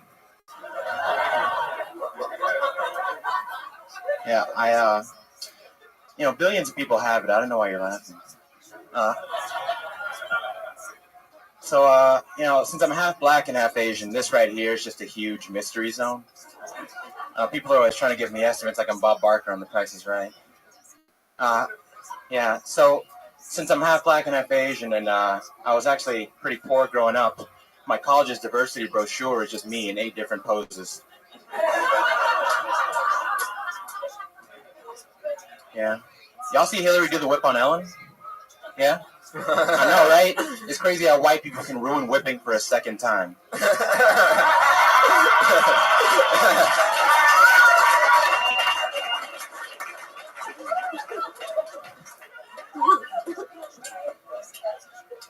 I'm good, yeah. That's it. That's it. 59 seconds. 59 seconds. Long U. I love it when we get these good performances. It's not as bad. Your name should be Mr. Excellence. Because you're actually really good. Thanks. Man. It's not as funny when they're funny. Yeah. But it's crazy because either way it's funny. Either it's funny or after. I mean, it's still funny right now. I mean, Long U, you are definitely, for example, like the funniest Somali boat pirate we've ever had on our show. Right? You are the captain now, sir. Thanks. Very, very funny. You've been doing stand-up a while, huh? For about a year. Wow. You've been going hard? How are you so funny? Where are you from? How hard are you? I'm from Compton. Compton. So you've been doing it in LA? Yeah. I started here. Cool. You started here at the store? I did my first I did my first set at back at college in Amherst. Yeah. And I came here. My first set was at the IO West last year. So mom Asian, dad black, and how is that even possible? Other way around, dude. Oh, that's how it works. Yeah. What? Shut the fuck up. Chinese dude? Are you serious? Nobody believes that Chinese people have dicks, man. Come on, they got them. Is that how it happened? She was like, "No fucking way, you got a dick." Yeah. The next thing you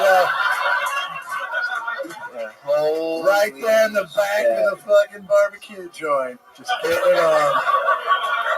Oh my god. Asian guy, black woman. I bet she didn't. Yes. She didn't tell anybody. I've never even thought that was possible at all. That might be the rarest combination out of any race relation. Yeah. Look, you guys, it's a fucking unicorn. It really is. Make a wish. They're actually rarer than a unicorn because, I've been seeing unicorns off and on my entire life. But I've never really heard of an Asian guy fucking a black chick. What kind of Asian? My dad's Chinese. Wow, that's super Asian. Yeah. It's about as Asian as it gets. That's like not even He's from Cambodia, though. How black is your mom? Is she like? She's she's blacker than most people. Yeah. Darkness. What's her name? Huh? It's a great answer. What's her first name? Yeah. Does she have a cool like black name? Well, no, it's Janice. My mom's. It always and her gets name the is black Janice. people to laugh when I ask them. Go on. She's from Belize. Yeah. Wow. Super black and super Asian. That's real black. How did they meet? How did this actually go down? Because there's man. no way that this isn't funny. It's absolutely impossible. Or that there wasn't a wager involved. Was there a car accident with a stolen car? If y'all that's racist on so many levels. Yeah. I explain all this in my longer sets, but my mom and dad went to high school together in South Central. Really? Yeah. Jefferson. Your dad's got to be the hardest Chinese dude ever. Totally. He's in the Like he has a rap name, and it's not fucking terrible. Right. Like it's Lil Chingy. fucking. Come on. That actually is a rapper, right? Yeah, they Steel rice. 90s were crazy, yo. Rice chocolate. That's some amazing shit. I just feel honored to be in your presence. You're welcome. Why do you think they named you Long? Oh, my dad's name is also Long. His name is Long. Yeah. Satan Long means dragon in Chinese. Wow. So you're Long Yu Jr. Yeah, but actually my dad didn't like the name Long, so he actually changed his name To and left fucking- me with Long. Is he huge? He's Is he huge, you? his name is Jonathan Young now. So John Young. sorry for just telling everybody my dad's. No, Yeah, but it's that's fucking right. interesting. Yeah. Like if you met a unicorn, we'd be like, "Fucking, how'd this happen?" For 1 year, you're totally amazing, man. I've barely seen many people that have done a year that did such a good set like you did. Fantastic. Fantastic. Yeah. Unbelievable. This kid, Tony. And I also love, like, when they say your name and then you walk up, because especially initially you look more black than Asian. You're like, what the fuck? And then you fucking write first line. You're like, here it is, boom. Yeah. And they're like, all right, I'm fine with it, and now I can actually listen to all the things you're saying. Yeah, I feel like I always have to get that out of the way. I have to explain my existence to people. Yeah, no, Yeah, absolutely. What do your parents do for work, if you don't mind me asking? My mom works at USC. And his dad sells self-help videos to Chinese dudes. Like, hey, you want to fuck a black chick? I'd do it. They made millions. Yeah.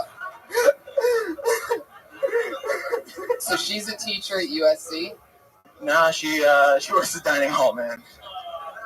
Wow. So she's literally a black lunch lady. That's like one of the coolest. Those are always the coolest lunch Tell me ladies. your dad does yard maintenance. Very close, dude. Plumber, electrician. Fucking nailed it. Holy shit. Like, you're pretty good at that, Chris. Doing my whole autobiography of you. Well, you have an interesting everything. So when the kids eat the lunch that's served and then they go and clog the toilet, wow, it's like they see the whole family. then you see it's a family reunion. Oh, jeez. You should go. Hey, You should go back to reading backwards. Yeah. Back to the book. Great book, bro. Long you. It was nice meeting you. Thank It was you. a Nice meeting you. pleasure. Thank you very much. Thanks for having me.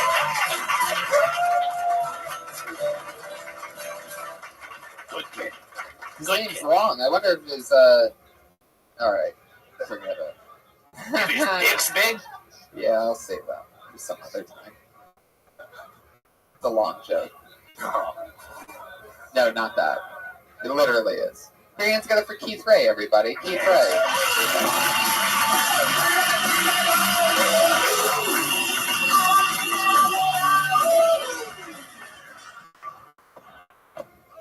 So I like white trash women, but it never works out. Like, sure, they'll keep me around while I refill a prescription or drive their her dad to the VA hospital. Then suddenly we have nothing in common. It's like, I understand I went to college, but I also did meth and air duster and didn't even use my t-shirt to filter the shit.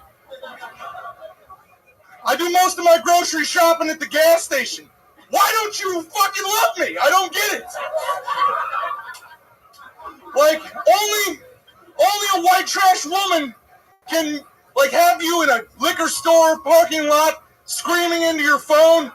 My mom once robbed me to pay a bar tab. We can make it work. I love them. I love white trash women, man, because their titties always look like you think they're gonna. You know? It's important to me. Fuck yeah, Keith Ray. Funny dude. Where are you from? I'm from Indianapolis. Indianapolis? Oh, yeah. That's fun. How long have you been in LA? 2 weeks. Do you live here now? Yeah, I live in a hostel in, like, Southern Hollywood, or whatever that is. Southern Hollywood. I don't fucking... Koreatown! I don't understand the neighborhoods. Soho. What is Soho? Is that Soho? Southern Hollywood. Is that gay Asians? Fucking nudes out there. Yeah, I live by a bunch of furniture stores. Did you just get off work? No, because you look like the manager of every TGI Fridays ever. Yeah. I also think that you look like every guy that sells swords on infomercials every night. We're doing a mega deal. In a land down by the river. 48 swords. 3 One time only. Why don't my parents love me? The computer handles are back. I said we'd never get them, but they are back again. They really are. That guy, whoever that guy is so fucking good that sometimes I'm like, maybe I need 50 swords. How many times have you been in a funny bone condo just going, I need 98 knives? Like, it's unbelievable, but the guy's so good. But for $58, it is a good fucking deal. Keith, do you always wear a tie on stage? Yeah, do you have a job? A little bit of effort goes a long way when you're obese. So I like to dress nice. It's true. But if you put a little bit of effort in other places, you probably wouldn't be obese. Yeah. Good point. Who needs a treadmill when you have a clip-on tie? No, you can see it. It's all loose. No, it's true. It's true. For the audio-only listeners. It's got a good knot there. Good thing you have the tie on. If not, you'd be dressed like the curtain behind you. But You're just a floating head screaming. God damn it. And that'd almost be funnier. You're super funny, and I almost think the outfit does kind of add something to it. Yeah. Because I do feel like you just got off work and you're pissed off at people that want too many snackatizers. What kind of jobs have you had? What have you done? I bartend. Bartend? Mostly bartend, right? Well, I cook. You do? Yeah. You're pitching it like, instead of answering the question, you're saying it like, I'm gonna hire you for something. I can cook. I can clean up. I mean, and just talk on the you're on the phone. road. Maybe you could, throw me a few bucks. I could crash there and. And just a hint, if someone asks you where to live, leave the in a hostel part out of it. Yeah, dummy. We all live in hostels. Yeah. We just don't brag about it. I like living with like 20 fucking not, people. It's fun. Chicks don't dig it. Yeah, it's I'm true. just trying to help you out. Man, my address is going to help me get laid. Did you hear? Well, no, I'm just saying. I told the hospital. Wait a second. Well, yes, it will. First off, yeah, your address will help you get laid. Yeah. It will? Yeah. By the way, if you just told a girl, like, yeah, I live in Soho, first of all, their mind would be blown because that's a neighborhood nobody's even heard of before. You just invented that. I've been here 10 years and I've never heard anyone say the word Soho once. You've been here 2 weeks and you're already dropping that shit. I think you could do some shit. But you're such a likable guy. I feel like if I pulled on your tie, water would squirt at me or something like that. Oh, that's Do you know Miss Pat? You're from that. Spin around and he would tell us about car deals. They always seem to put me up right before Miss Pat. Yeah, you seem like you guys would work good together. Then she makes fun of me for the whole first 5 minutes of what was supposed to be a 5-minute set. Yeah. Yeah, I love Miss Pat. She's wonderful. What do you Stick to your time, Miss Pat. Yeah. So what do you keep in that pocket right there? Cigarettes. Really? What kind of cigarettes do you smoke? Absolutely. Camel Lights. But this dude is genuine to the fucking T. He's like Of course he smokes. It's like Chris Farley's motivational speaker character come to life. Yeah, man. A little bit. Never once have I been compared to Chris Farley. I really appreciate that. It's the first time, believe it or not. I think it was just mostly talking about shape. He just woke up. Yeah. No, I love Pat. He's great. I love the Keith, show. let me ask you a question. When's the last time you got really angry? Because one thing that's blatantly funny about you is the way that you yell about things and get angry about things. Ladies and gentlemen, your second guest, returning guest, the great Anthony Jeselnik, ladies. Fuck yeah, buddy. One of our favorites. He's back. Love that. The great. Well, I just got here, but that was terrible. Thank you. Oh, man. Keith, we're pretty much through talking with you, and that was a great... What's wrong, Keith? What's wrong, Keith? Is everything okay? Well, you asked me what the last time I really got mad. When was it the last? It was at myself. For buying that tie? Not now for wearing it. But I was really pissed at myself. I went to Stanhope's house on the way out to California, and he made me perform. Jason Stanhope? Doug Stanhope. Oh. Okay. And Keith, is this long story less than 60 seconds? yes. Okay. But I got mad at myself because I wrote this really great thing. Well, I thought it was good. I was proud of it about my mom and the N-word. The suicide note? And sounds like a suicide. And that was the one shot I had where I could actually have just said it instead of saying N-word, because he's not gonna ban me from the Funhouse. Jason Stanhope? All right. Keith Ray, everybody. There he goes. Keith Ray. He's on Twitter. It's salty_gin. Anthony, he was funnier before you got here. Yeah, Hey, we forgot your drink. I don't know if his mic's on. Is my mic on that tie joke should have killed? Anthony, welcome back. We've had some... Yeah. Do you want a drink? Josh? No, I'm good with water, thank you. Okay.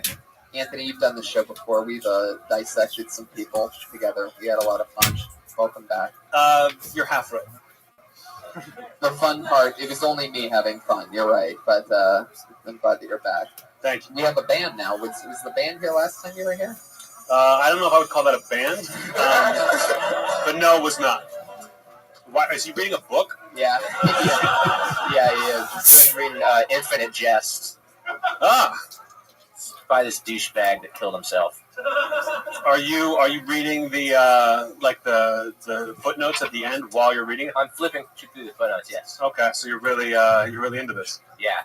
There's no time to read these days, so I got to bring it with me to shows. That is not true. Right. I pulled the name out of the bucket. The first comedian for the second part of the show. I think I'm going to say this right. Wait, before you do it, how many do we have left? Not that I'm not into this. We have however as many as we can get through in 50 minutes. Okay, great. Put your hands together for Josh Sue.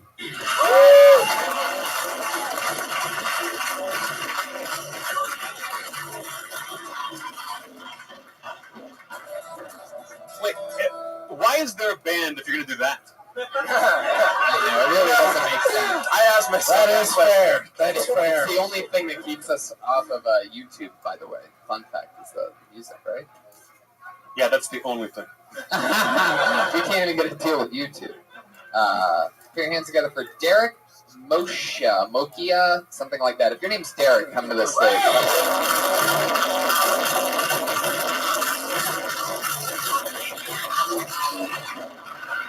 I think, at this point, it's the song.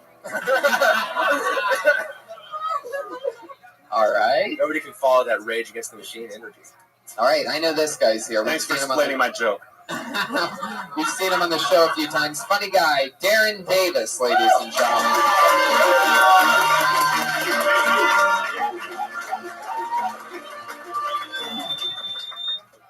Is Roots asks how old people are, so I'll circle around the question and ask them how cheap was gas growing up. The cheaper the price, the older they are. I learned that question was rude after watching the movie Titanic, Because actually, a bunch of elderly people, they're around to see that ship sink. But Titanic told me one thing, and that's rich white people also hate broke white people. And I had one question the whole time. Don't broke lives matter too? But we need to start treating people a little bit better. So I'm bringing chivalry back. I'm taking this thing called acting classes. They're teaching me to act like I give a fuck. Yeah, that's all I got. Fuck yeah. 49 seconds. Darren Davis. How much time did he have? He had 11 seconds left. Oh, okay. How long are you supposed to do on this? 60 seconds. Oh, okay. Yeah. Okay. That seemed long.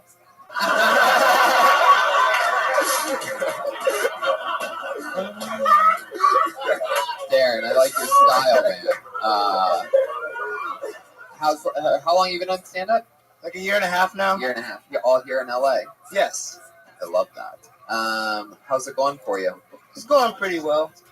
Getting up at spots, like getting a little better. What do you do for work? Well, I'm waiting for my background check to come in. I'm just like... Is it taking some time?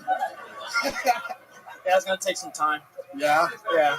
You could team up with the other guy and be another Somali pirate. Oh, yeah. That's a good one. I like how you brought that. You know what? I like this guy. I like how you brought Tony's joke back. Yeah. What is your background check? What's that? What job is that for? For security. Oh, okay. For like at the airport or just like The security and whatever they want me to secure. Oh, okay. Your shit secure. Like a fucking pinkberry. Yeah. So they basically send you out to any place on any day. It's like a temp. So you're gonna take a nap at a weed store. I guess what so. you're gonna do. Take a nap, get paid for it, whatever. For a week. A week? Yeah, it's how long it's going to take to get fired.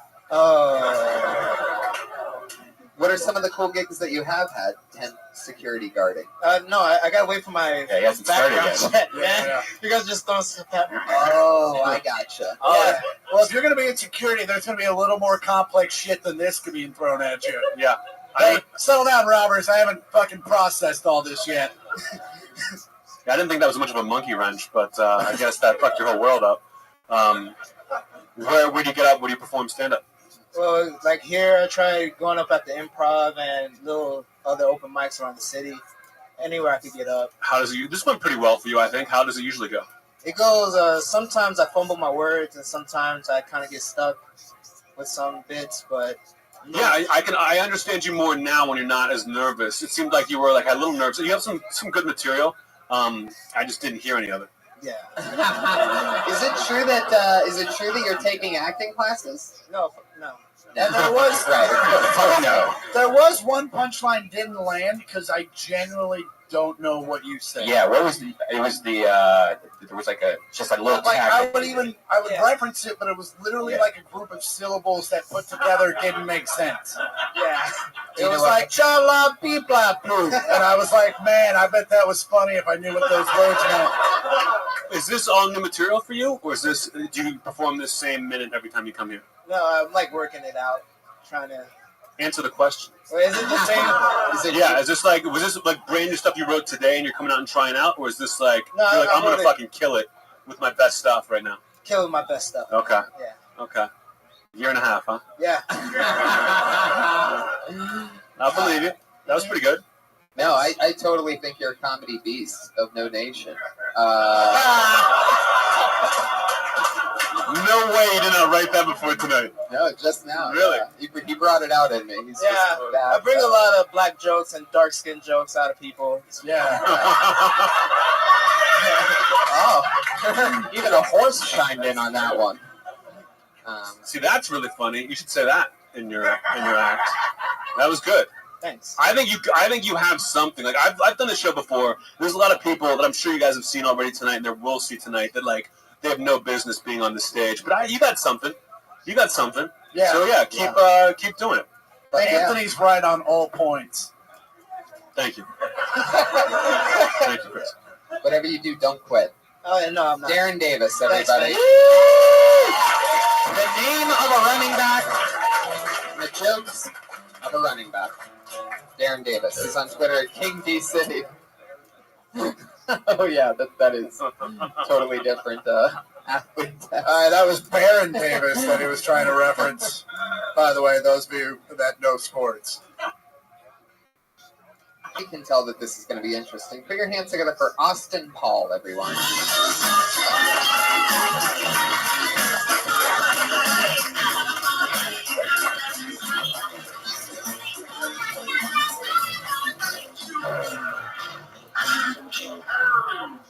How you guys doing? So, my girlfriend is a vegetarian, and we've been dating for 3 years, so we don't have Taco Bell that much, and we don't have sex as much. So to get either of those, I basically have to subliminally trick her into getting to want some of them.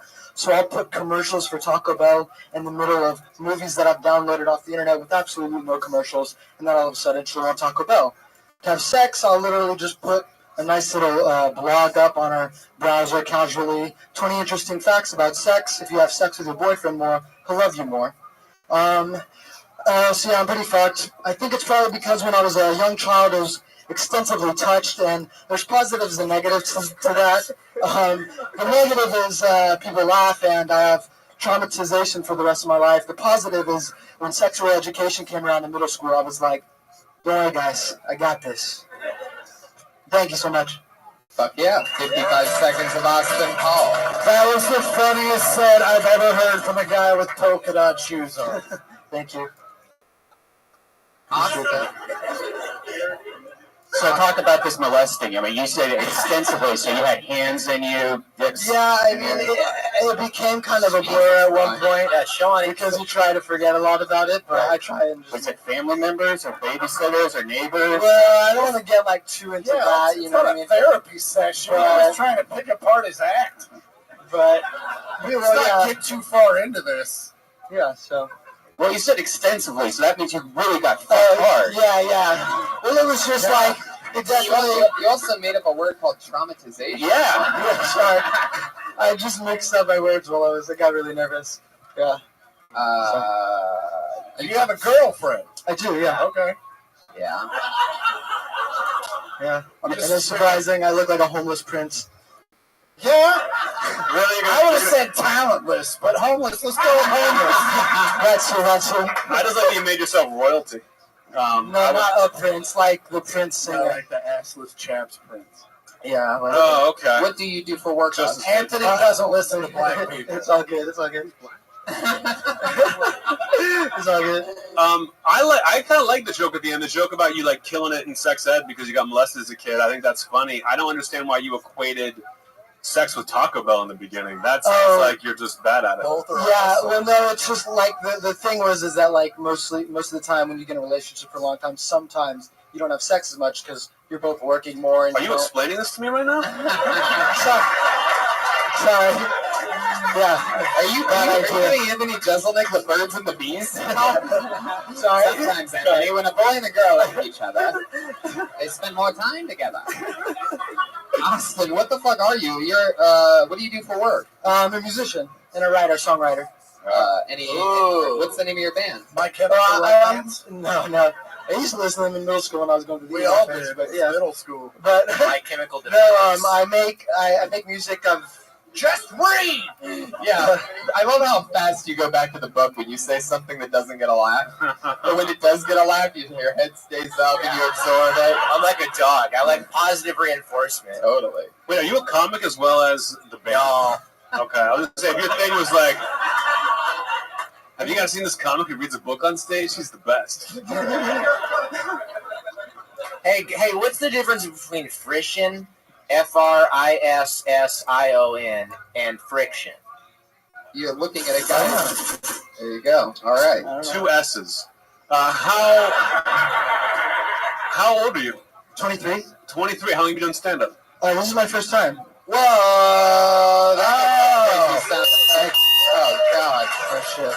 Yeah. I watched the show. That's why I came up, is because I watched the show. Like, I've been watching for like a year and a half. And so I came out to LA, and this is the first time I've been able to be out for a while. So I thought I should go up to test out what I'm trying to get into. Where do you live normally? Miami. Okay. You came all the way here to do this. No, I have meetings and stuff for music because music's what I primarily do. Okay. But I'm trying to get into writing. What's your? Are you in a band or is it a? I'm solo artist. What's your artist name? Austin. That's my real name, Austin Paul. And then I have a last name. Do you play guitar like a robot? It's like piano and guitar. It's kind of like old school sound because I have like a more jazzy old school voice. Can you give us like a 10-second clip of a song? Sing a song. Just 10 seconds. When you swim in the ocean, dry up your feet, like you're scared of the notion of falling too deep. Like, wow, that's amazing. You want to have a battle? For a guy that sounds like he's part of a barbershop quartet, you have a terrible haircut. Yeah. Can we talk about the hair? Because it's all short except for the part that's in your face that you continuously push out of your. It's like you're like, hey, leave me something that will annoy the fuck out of me. Well, I'm trying to grow it out, but I also don't want to put it into a man bun because. So when you're playing live shows, you like let it get in your face and shit. Yeah, definitely is an element of like getting into the that's your Jim Morrison lock. Yeah. Is that true that you got molested?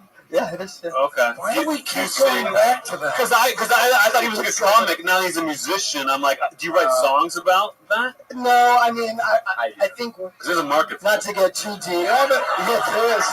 Not to get too deep could be one of the songs about. Yeah. That's great. There you go. This is amazing. No, yeah, I think that definitely that happening changed my perspective growing up a lot. I look at things a little bit like just darker because I see people for what they could be. And so that definitely travels into it. Those douchey musician answers that we become used to with them. So I just try to make the world a little just bit for the record. What's more important to you, music or comedy? Right now, I don't know because I just, like, long story short, just split from a management thing that I was in. So now I don't have to do exactly what they were telling me to do musically. So I'm in an area where I feel like I can. This is take his something second break seriously. was behind the music. You should have said, long story short, I don't know. Yeah, I don't know. I'll keep that in mind. Okay. Have you started molesting anyone yourself yet? No. It's a great question. Not yet, right? That's when you start writing the good shit, dude. That's when you get that extra fucking. Yeah. You know it, solo pop artist. You know what I'm talking about. You don't gotta tell me. Oh, shit. Back to you. Flips a page twice when the bomb's on. Austin, tell us something. How long have you been with this girl? It sounds like you're sick of her. I love her. 3 years. 3 years. Is she out here with you? No, she just moved to Tampa to do real estate. Well, she's getting a little closer.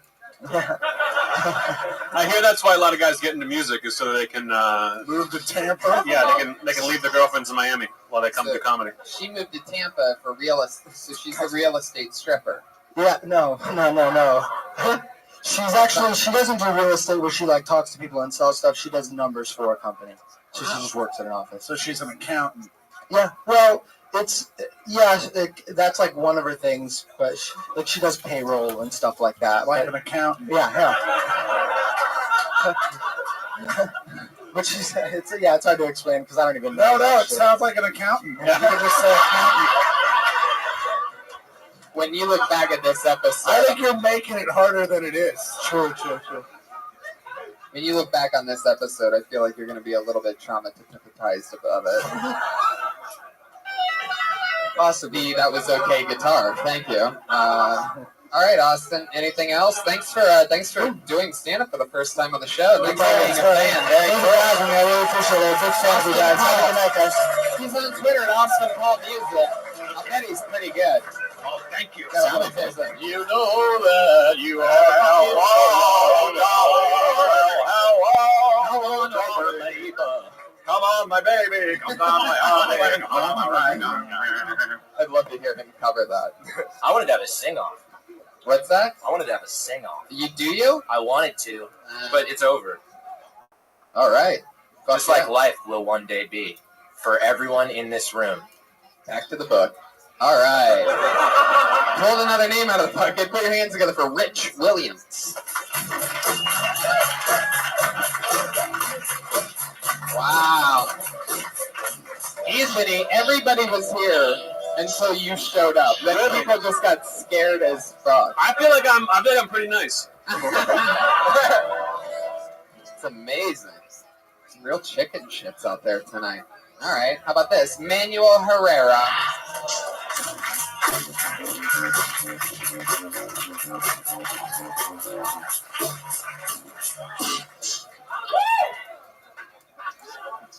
How's everybody doing tonight? Good? All right. Yeah, you guys are probably wondering, damn, it's a fucking ISIS-looking Mexican up there. Nah, I'm just a Mexican. Anyway, my 10-year reunion is coming up. I'm fucking nervous, dude. I'm like, fuck, I'm gonna show up in a Ferrari by then. Fuck, I'm gonna show up in a fucking bicycle like I did back then, you know? Fuck, shit, dude. Yeah, fucking, I remember back in school, you know, we'd take a test on Fridays. All these fucking thugs were like, hey, man, let me copy off your shit. All right, go for it. Fucking, they show up on Monday, kick my ass because all the answers were wrong, you know? Fuck, dude. Fucking crazy life, man. Yeah. Fuck it. For ISIS. Yeah, just kidding. Fucking. Yeah, man. Fucking, I went to Garfield High. Fucking. Yeah. Our school motto was cry now, smile later, you know? Fuck. Wow, super. I've never heard anybody do such a localized joke that, were we supposed to recognize Garfield High? Yeah, stand and deliver. Yeah. How long? What? It's South Ho or whatever it's called. It's in South Ho. It's in South Ho. No, it's in East LA, home of Leonardo DiCaprio. How long have you been doing comedy? This is my second time up. I feel like I wouldn't say this to a lot of people, but I feel like you could actually make more money if you joined ISIS. Oh shit! You can say that again. No, I won't. I love that. You are an interesting one, Manuel. What do you do for work? Oh, fuck, dude, it's a sad story. Perfect. Why don't you answer the question? Oh, man. I work at a warehouse. How's that? Where's the sad part? Yeah, I go in at 2 p.m. and I don't get out till 3 in the morning, so I took the day off today. Whoa. Monday through Friday, 2 p to 3 a. Now, is this like a sex slave warehouse? Nah, dude, it's just a fucking resale area thingy. Yeah. You get overtime though, right? You get a shitload of overtime. Yeah, dude, but I'd rather have a regular daytime job to actually, do spots. Yeah, but you're Mexican, so they won't let you do that. Exactly. Minimum 13 hours on the clock. Yeah. That's Mexican, man. That's called part-time in Nice to me. Mexico. Why don't you get a job that starts earlier in the morning instead of in the middle of the afternoon? Yeah, I know, dude. But, oh, man, I like you. You could not have sounded more Mexican than you just did right now. I know. Yeah, man, I know. Why is everybody laughing? That's fucked up. How long? Oh, shit. God damn it. A lot of sweating and shit. You sound like a ISIS better not doll. come into there, dude. Why do you keep saying you have like ISIS Tourette's or something? No, I said like ICE. Immigration? Yeah. Oh, no, we don't because we're white. We don't know. Who are your like comedic influences? Who do you want to be like? You know what? Felipe Esparza's pretty good. You have to smoke more weed. You think Joey Diaz? You have to smoke more weed. Oh, fuck. I don't know, man. I mean, so just a bunch of Mexican dudes? Yeah, for now. Okay. Well, so you don't want to become successful for like 20 years. One shot, Thank you. I'm not going to repeat it. Oh, my bad. This is your second time on stage. Where else have you gotten up? Here. It was actually here back in July. On this show? No. It was at the Show Up, Go Up. There. Yeah. Sunday nights. Cool. So, Manuel, how long have you worked at this warehouse? It'll be 3 years in October. So you got pretty good job security? Yeah, man. Okay, good. You have no idea what you're stocking on those shelves, huh? What's up? You have no idea what's in the warehouse? Oh, yeah, dude. It's like, or is it one of those don't ask any questions? It's like party supply stuff. I just, I do pick the order, wrap it up. You can just say piñatas. It's all right. Oh, yeah, piñatas. Yeah. Yeah, man. Tell us something. What do you do like for? You're from LA, right? Yeah, East LA. What do you do like for hobbies? What are some of your favorite things to do? I like picking up on chicks, but I'm not that good at it. I'm not that good at it. But like, I take, What? Give us an example of like some of your game, like a chick that you landed recently. Like how do you do it? You know, okay, yeah. Say there's a girl right there, exactly. Right in front of Pat. All right. Yeah, how's it going? My name's Manny. Oh, I have a boyfriend. Wait, don't be her. You just be Yeah. All right. Unless you do her voice when you're talking to her, because that would be great. Yeah, that's good. We'll be her. You respond how you would, okay? Yeah, how's it going? My name's No, Manny. you face the other way though. Oh, hit on the passed out chick in the Yankees hat. Yeah. Oh yeah. Hey, come over here. I'm serious. Like, come here. Those people always wait a few seconds to rape the person, man. Oh my god. No, man, I'd have to go to Florida. Come over here. Hey, I learned my pickup moves from Scorpion from Mortal Kombat. Yeah.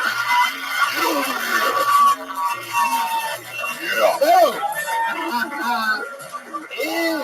Come here. Hey, get over here. Mexican Scorpion. El Scorpion. Fuck yeah, Manuel. Yeah, I do what I can, man.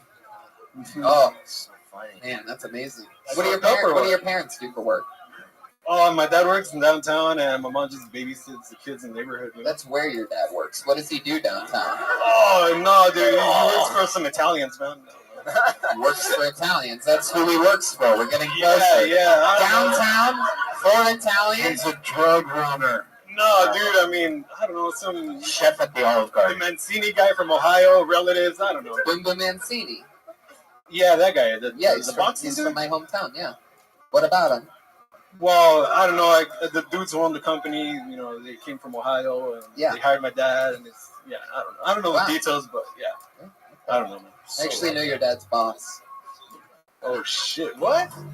Yeah, the truth is, Manuel, I'm going to put your father out of work tonight. Just because I can. Really. All right. I'm going to give Boom Boom a call and say, fire Manuel Herrera's dad. So, man. Well, that's fun. Now I understand why you won't tell me what he does for work, because he probably does illegal crimes, right? I don't know. Just, you know. Yep, definitely. Yeah, man. The fact that you're dressed like a strawberry shortcake cannot hide the fact that... yeah, dude. All right, Manuel, tell us something else. One last thing that's fun about you. Well, you like picking up chicks, which you are not good at. Well, it depends. When's the last time you got laid? Have you ever tried to pick up a girl by going, Ryan? No, man. Yeah. He's on fire. Last time, no, dude. It was last chick you banged, Manuel. Come it was on. in my car, maybe like 2 months ago. Here we go. He always answers where first, and then next he's gonna tell us what. Like 2 months ago. 2 months ago. Yeah. And where'd you meet her at? Mutual friends. Did she get pregnant? No, dude. I always wear a condom, dude. Like it's 101. What 101? We don't have subtitles on here. Do you masturbate with 101? Do you masturbate with the condom on? Nah, dude, because I'm not circumcised. Whoa, yikes. Wait, mention, there was no reason for you to tell us that. Yeah.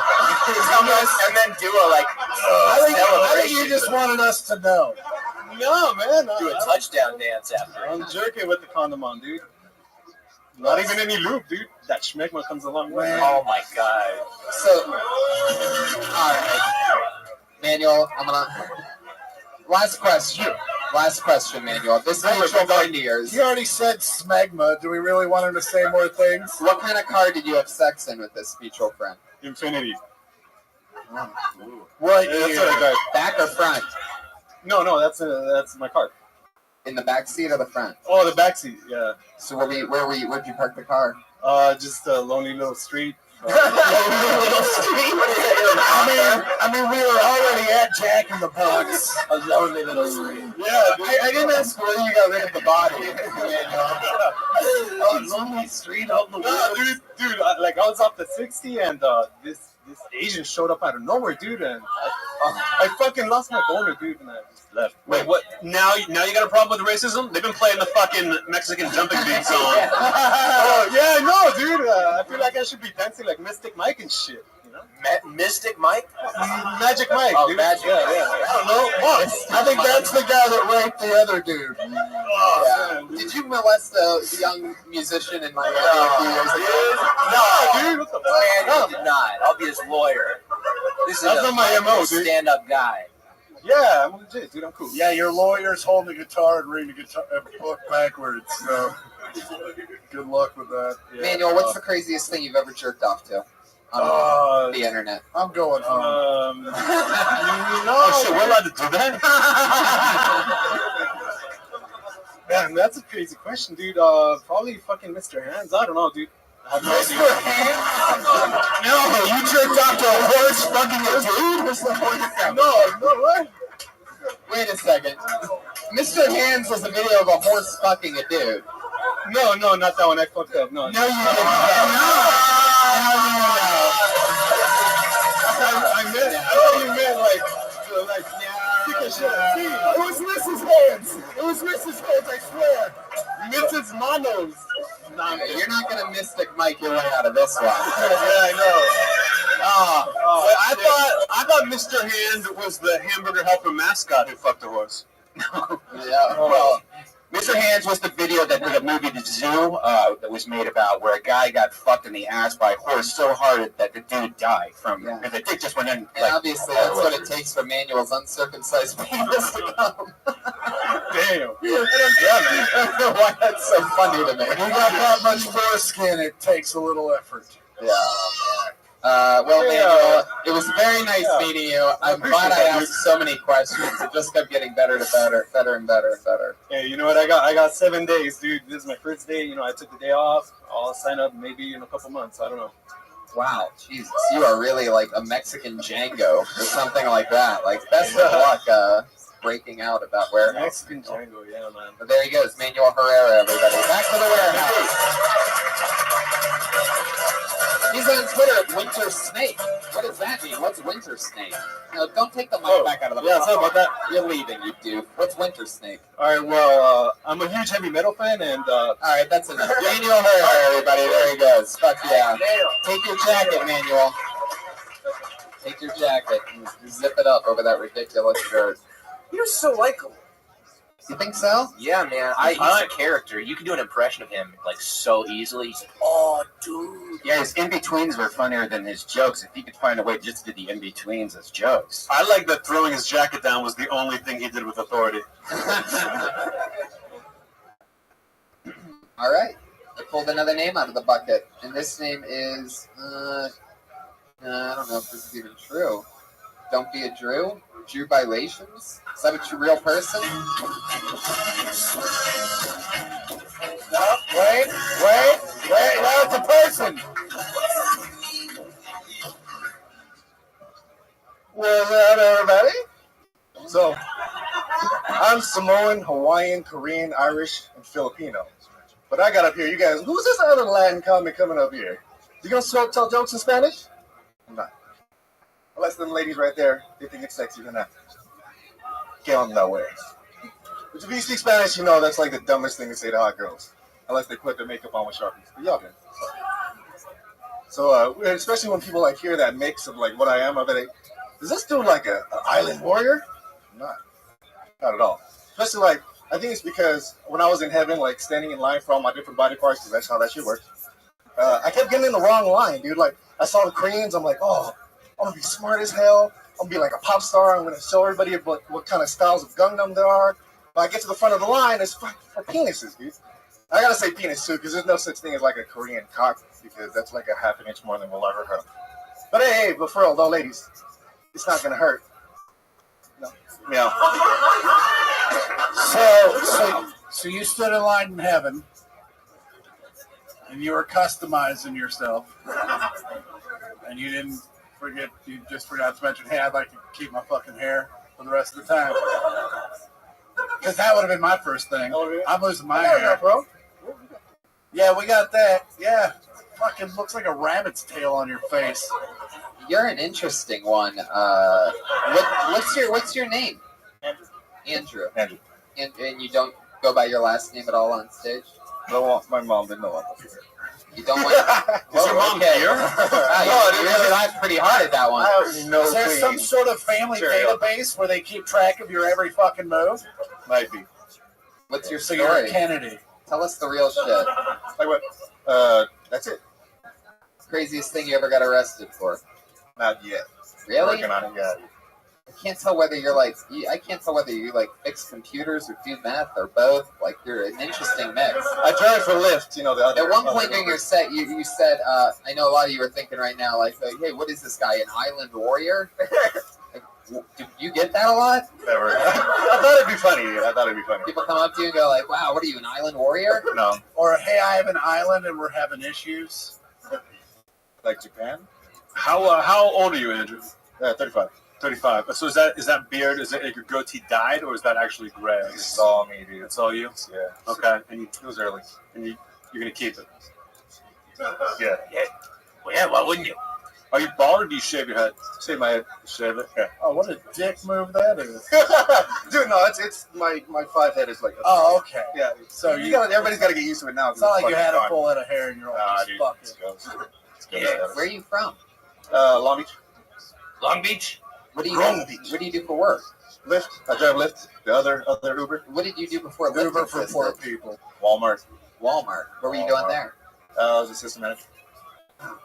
And you make more money for Lyft than you did as an assistant manager at Walmart? Absolutely not. Okay. But at Walmart, I wouldn't be able to come up here. So. Okay, so it was a win-win. Totally. Yeah. It's my first time up on stage, too. This is your first time? First time ever on stage. Wow, look at that. True. My comedy hymen is like all over this guy right now. Oh, it was funny till you said that. It's like when the last guy said he was uncircumcised. I don't know if you just know say how- a little bit too much. It's I like felt good about that. I don't know if you know how hymens work, but Like I'm Andrew. I'm from Pittsburgh. I'm a diehard Pittsburgh Steelers fan. Troy Polamalu is one of my favorite players of all time. And after watching you, I actually like him less. Scathing. How long have you had the goatee? I just got it because I couldn't have any of this crap for like ever in all of my jobs. So And now Like, it's it gonna happen. basically requires that. Yeah. Dude, yeah. What's some crazy shit that's gone down in your Lyft? What kind of car are you driving? Beamer. What you year? trying to BMW for Lyft? Yeah, it's a 04, so I don't get like all the cool Uber shit. Oh, so you get the Select or anything like that? 04 Beamer. Check. It sounded better in your head, didn't it? No, it sounded exactly the way I thought it would. Oh my god. Why are you talking like that? Why am I talking like what? Wow. Like you look. Did you bang?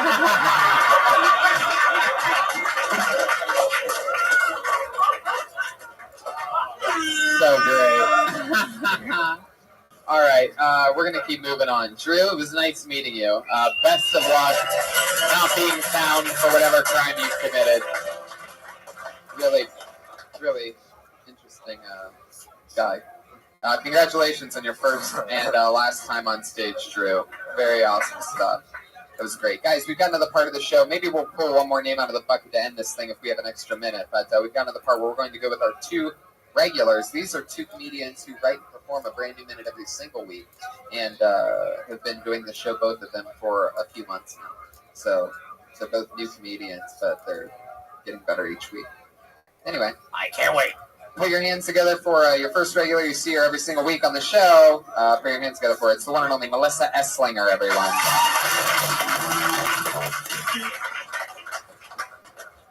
I've been kind of depressed lately, so I called a suicide hotline.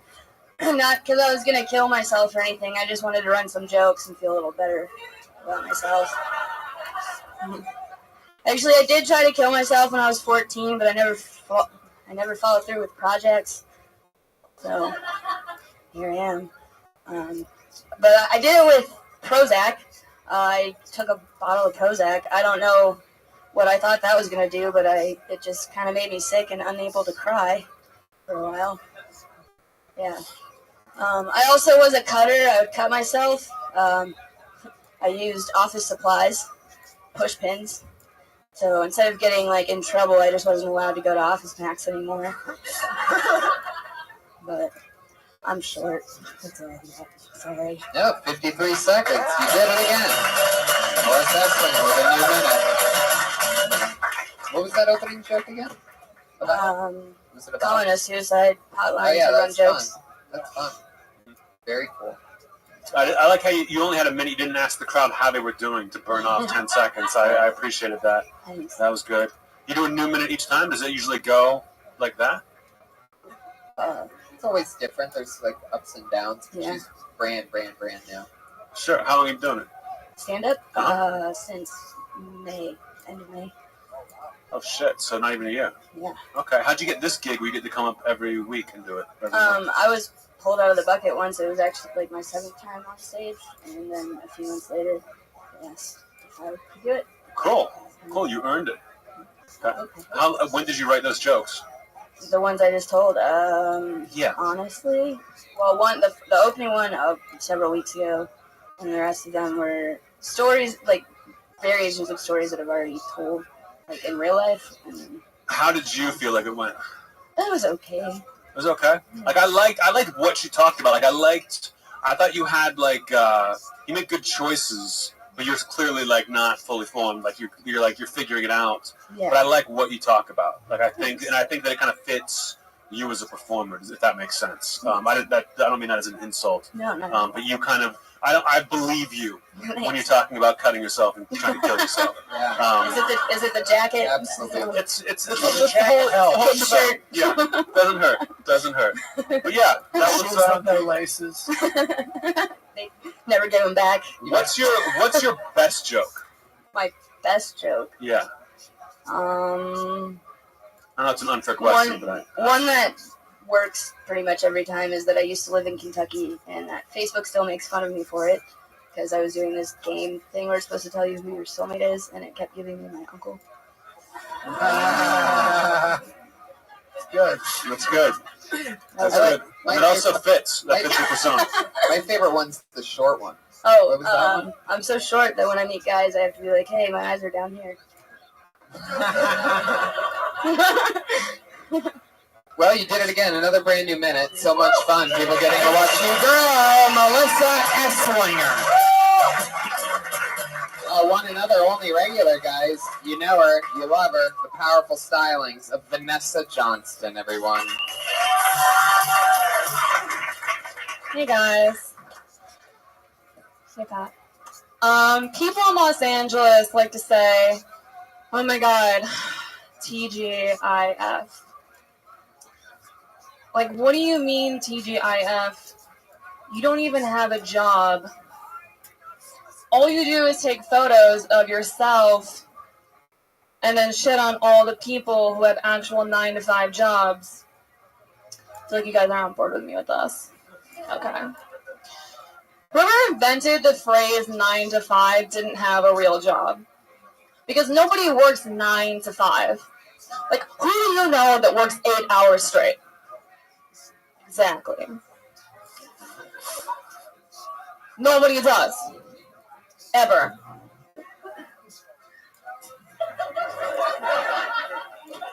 There's a 30-minute lunch break. It's a 9 to 5:30. Unless you work in a factory in China, then it is a 9 to 5 the next morning. Vanessa Johnston, a new minute. You know Dolly Parton? What? You know Dolly Parton? Yes, that's what I was listening to, and I was like, this bitch never had a job. I like your confidence. Like, you came up here, you fucking, like, you've been there before. And, like, you came up here with, without punchlines. And, but you still fucking, like, we still laughed at some shit. Like, that was just like, yeah, you're like, yeah, I'm fucking up here without punchlines. You look like an extra on vinyl. That's not an insult. It's not a compliment either. Where are you from? Where are you from? Where's the accent from? Do I have an accent? Minnesota? Yes, you do, and I believe you. How long you been here? 6 years. Okay. But I've been in Santa for 8 months. Almost 8 months. Okay. And you've been doing this for how long? You come every month or every week? Like, since December, so 3 years, 3.5 months. was Yeah, good at I mean, math. it's you were almost getting places. The funniest thing you said after your set when he said Dolly Parton, and you said that bitch has never worked 9 to 5 a day in her life. Right, and I think that was the reference, and it kind of like didn't work. I had like my minute, and I had it all worked out, and then right before I came up, I was like, I don't like any of this, and then I rewrote it all. Oh, I know. And so I never did this on stage. Yeah. No, we all do that. But I think the big issue is we all know people that work 9 to 5. Yeah. Like that's a No, but nobody does. It's not relatable. It's not relatable. Technically, I know my agent does, because if he doesn't, I'm gonna fucking call him and be like, where the fuck Okay, are but they you? don't. They work like 9 to 7. What? They work 9 to 7. I work Well, 9 to 5. 7 doesn't rhyme. I They're know, still but working like 9 to 5. They just added. that's 2 what hours. bothers me. Nobody works 8 hours straight. I'm You sure can't. It's not legal. It's not legal. Well, You can't work 9 to 5. There's a guy earlier that works 2 to 3 a.m. Yeah. Yeah. Manuel Herrera up there. But you also have to realize, it's art. They're not. It's not news. It's a song. I work 4 to 20. Your jokes work is 0 for 0.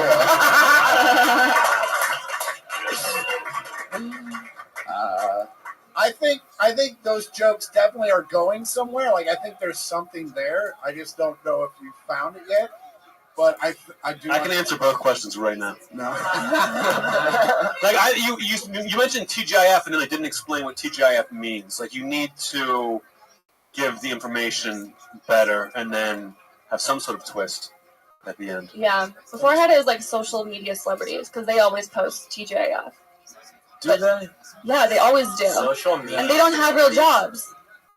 Always. They just post photos all day long. Well, you don't have to have a job to be excited that it's Friday. Yeah. That's true. So your whole point for the 9 to 5 was that it's 9 to 5, but people have lunch breaks, so they get off at like noon to go to lunch. No, it's just okay. If you check into work. See, I have a regular job. That's why I know these things. Like, if you check in at 9, you leave work at 5:30 at the earliest. If you take a half-hour break. What? Have you never had a real job? Who's had a real job? Who can vouch for this? Yeah. What? Okay, I always got out at 5. If I was working 9 to 5, I'd have the half-hour lunch. They take the half-hour out of the middle. But then you're only working 7.5 hours. It's not full 40 hours a week. It's not full time. You guys are rearranging chairs on the fucking space shuttle Challenger. There was no reason to be debating this.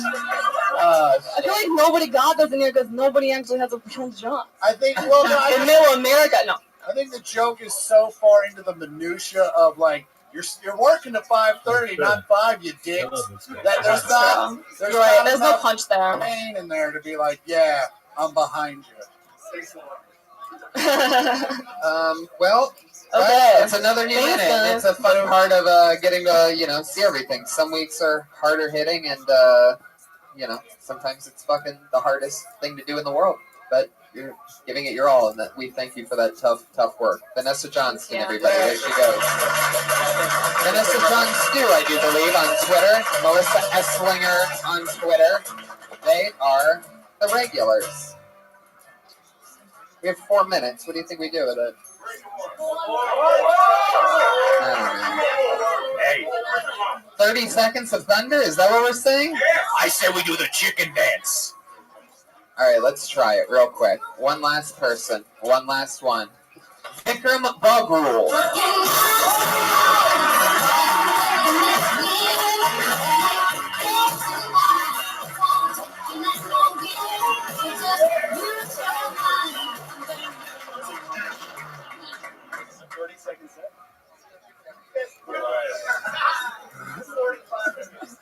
All right.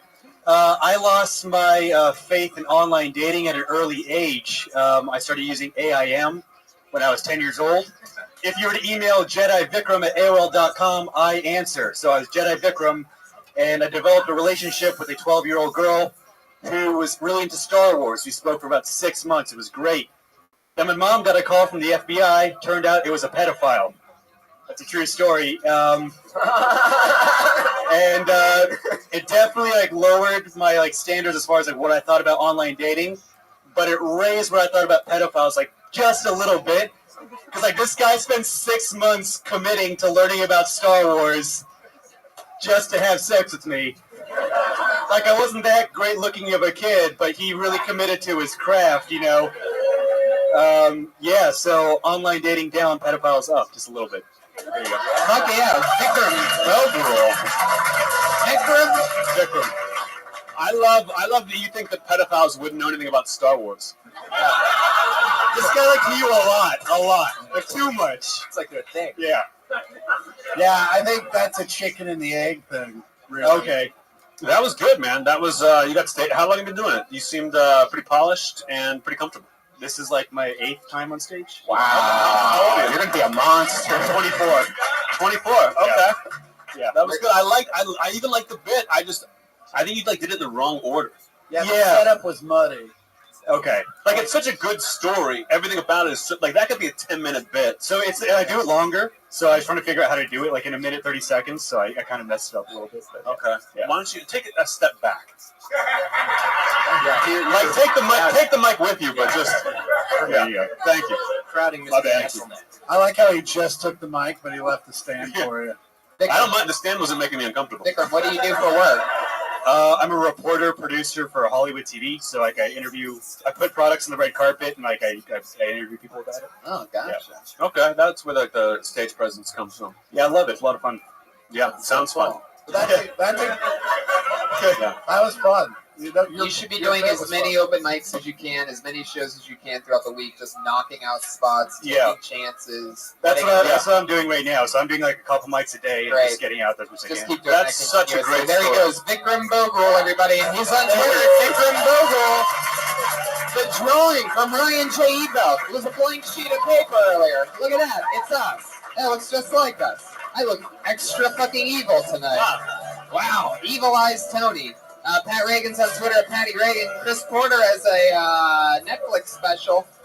And so does Anthony Jeselnik. Yeah. And so do I. You can watch all of our specials on Netflix, Three great guys. specials on Netflix. Anything else you guys want to promote? Any dates coming up? Anything like that? I'm good. All right. Josh Martin is at Josh Martin Comic. Thank you guys so much for being on the show. Thank you, live audience. One more last time. Jamie Vernon.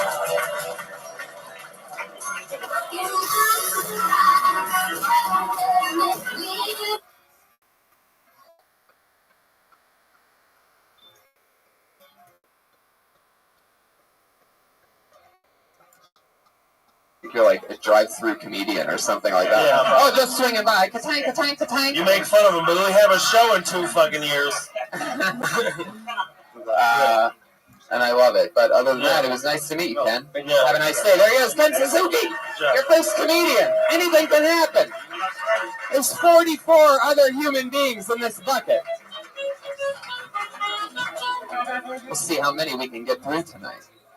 This looks like another new name. Let's see the comedy stylings. Uninterrupted 60 seconds of Henry Johnson, everybody.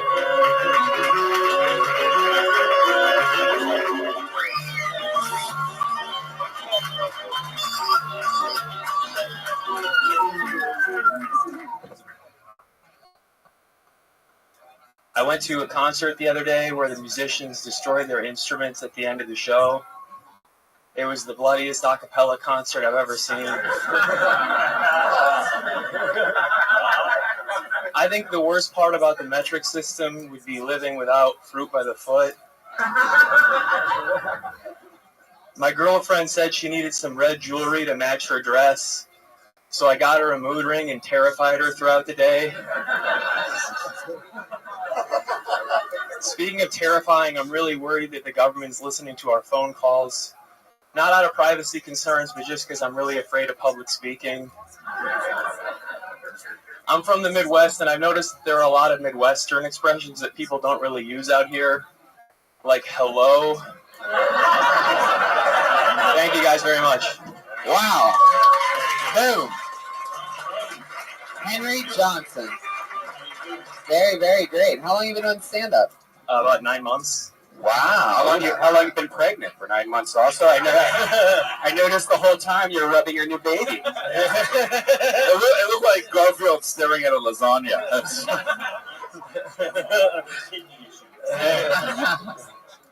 Was that nerves? Is that nerves, or is that just what was that? Because it was very obvious. You were just like, my baby. I mean, yeah.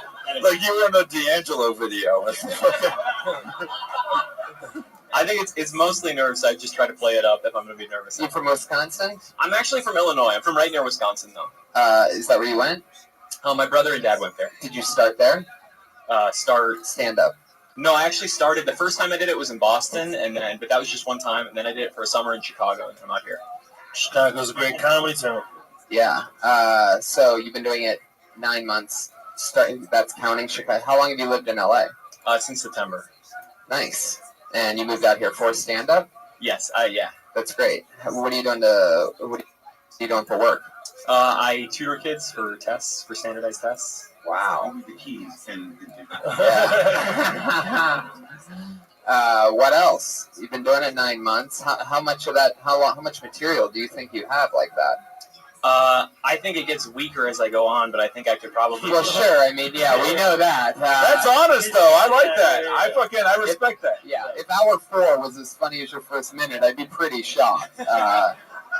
I do believe it gets a little less funny as you go on. He just quotes the racial slurs his father taught him. You said what? Like you were shocked that he said that. Is your father a racist? He's not. No. What does he do for work? He's a dentist. He's actually a writer. A writer? What's he writing? He's a newspaper reporter. Whoa. Oh, hot off the presses. My son's out in Los Angeles making it the big time. Oh, yeah. Doing the humdinger. I started in one failing industry and my son's in another. Hot diggity. Oh. I thought you had it up so that moving around and moving your hands and all that stuff. Too busy. And also you did the line you said, speaking of something, no. Okay. So, so just say, I'm terrified. If you start with I'm terrified, you can put that joke separately in any other part. But if you're speaking of, then you always have that joke before it. And we know you're not speaking of, you've done that 9 months ago. Thank you. And then another question is there a reason that you don't put on the glasses? Like, as a nerd, I feel like you're ashamed of who we are. And it's kind of disgusting to me on an emotional level. He's a pretty good-looking guy. I feel like he's the male version of, like, the in the rom-coms, the girl that takes off the glasses and turns into, like, a chick. Like, dude, if you put those on, I'm going to see what type of super nerd you turn into. He goes from Superman to fucking, oh, yeah, look at that dork. Kill yourself. But Tony, have him take it back off. There she goes again.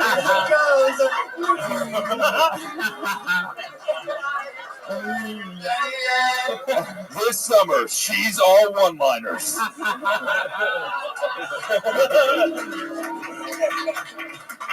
Wow. Well, Henry, I mean, your jokes are just so good, and you have a real knack for it. It's clear that you're going to be doing this for a very long time, and it's a pleasure to have you on the show. Next time, move the mic stand next time you left it right. Yeah. Because if you weren't killing on stage, we would probably be at a community college. So thank God you're here. Okay. It's going to happen sometimes, guys. Yeah, but it's move the going to mic happen. stand out of the way and figure out something better to do with that other hand other than just rubbing your belly. Okay. You know, like that sometimes. He was you just can put it nervous. in your pocket. Yeah. He was nervous. He saw Suzuki and he was scared of what happened to Suzuki, and he was like, "Oh shit, am I gonna be Suzuki?" We went from a Suzuki to a Malibu. Yeah. I did a great job, man. I don't know. I think keep growing. That's fine, man. Uh-oh. You two troublemakers, silence down over there. Henry Johnson, so nice to meet you. Thank you very much. Great There he job. goes. Good job. You saw him here first. He's coming for all your jobs. He's going to take all your jobs from you. Keep writing, because Henry Johnson's coming for your spot. He's on Twitter at Henry I Tweets. Well, so much for those smart written things that he had. Meet dumb dumb stupid boy.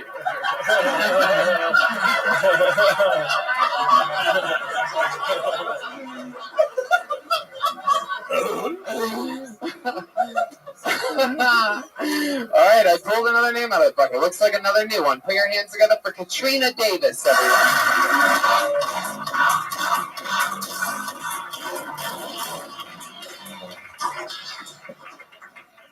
Hi guys. Do I look like Urkel and Erica Badu had a baby? Sometimes black guys hit on me, and then when I don't give them my number, they tell me that I'm racist. But that's not true. Like, I like black guys all the time. It's just that sometimes they're ugly. I'm not racist. I'm facist. So I've had my glasses my whole life. Like, I've had my glasses since I was 3. I was kind of taught to, like, protect them. I kind of feel like they're a part of who I am. And I really wish guys would stop asking me to come on them. Like, I think, like, I respect my glasses more than some parts of my body. Like, it's like belly, chest, glasses and hair are, like, all the way the fuck up here. Like, we have to hang out for so long before I let you do that. That's all I get. Katrina Davis. Fuck yeah. I just want to say it was refreshing to see a proud, beautiful glasses American embrace who she is. It's true. It's true. You're not one of us, Eddie. Katrina, that's fun. How long have you been doing stand-up? Like a year and a little bit. That's cool. All here in LA? No, I just moved here in like October. From where? Of Jacksonville, Florida. Oh, cool. That's fun. Wait, Midwest. Wow.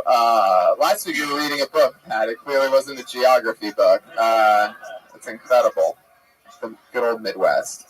What do you do for work, Katrina? I'm a social media manager, so I write like posts all day. World Star? Stuff. No. I'm a huge fan of your work. Huge fan. For a beauty line, like makeup and stuff. That's cool. Oh, shit. That seems to be the party word of the day. Beauty line. Who would have guessed that one? That's fun. So, about a year and then some change. Yeah. And you're social media managing. Yeah. That's cool. Is that, how does that thing that's on top of your head exactly work? Is there hair in that front I end? love this. It's from Target. Like, it's not that big of a deal, y'all. I just, like, wrap it. Take it off, you're actually Voldemort. I just... Wait a minute. Don't touch the back. So, have you ever like tripped and fell down the stairs and that like softened the door? I run into stuff all the time, like people. Yeah, if I were you, I would just ram people like an angry goat. He plays the saxophone and it starts to dance. It looks like the poop emoji. Oh, the poop Jesus, Brian! What? Come on, you really jumped up. That was very mean. No, you put 2 eyes on that. It's the poop emoji. No, I know. Anyway, Yo, that's funny. Screw you guys. Has anybody ever told you that your hair looks like the poop emoji? Not yet, but I think they're just too afraid to be rude. Like, I think people want to say shit and they're just afraid I'll get ethnic or something. Of course, totally. Yeah, it does seem that way. The horse of truth on that one. So that's fun. Yeah, I mean, you know, a lot of people, you know, you'll hear that this, fuck that thing, you know, and when you asked it as a question instead of saying, you know, I look like, and you have the funny one first instead of second. I mean, so if you're going to do that, which I don't know if you have to, I think you seem smarter and cooler than I look like a fuck blank joke, but you can also, you know, acknowledge that at some point. But if you're going to do that, you don't have to pose it as, do I look like? It's I look like. You never open the questionnaire. Right. So, look, I need your help.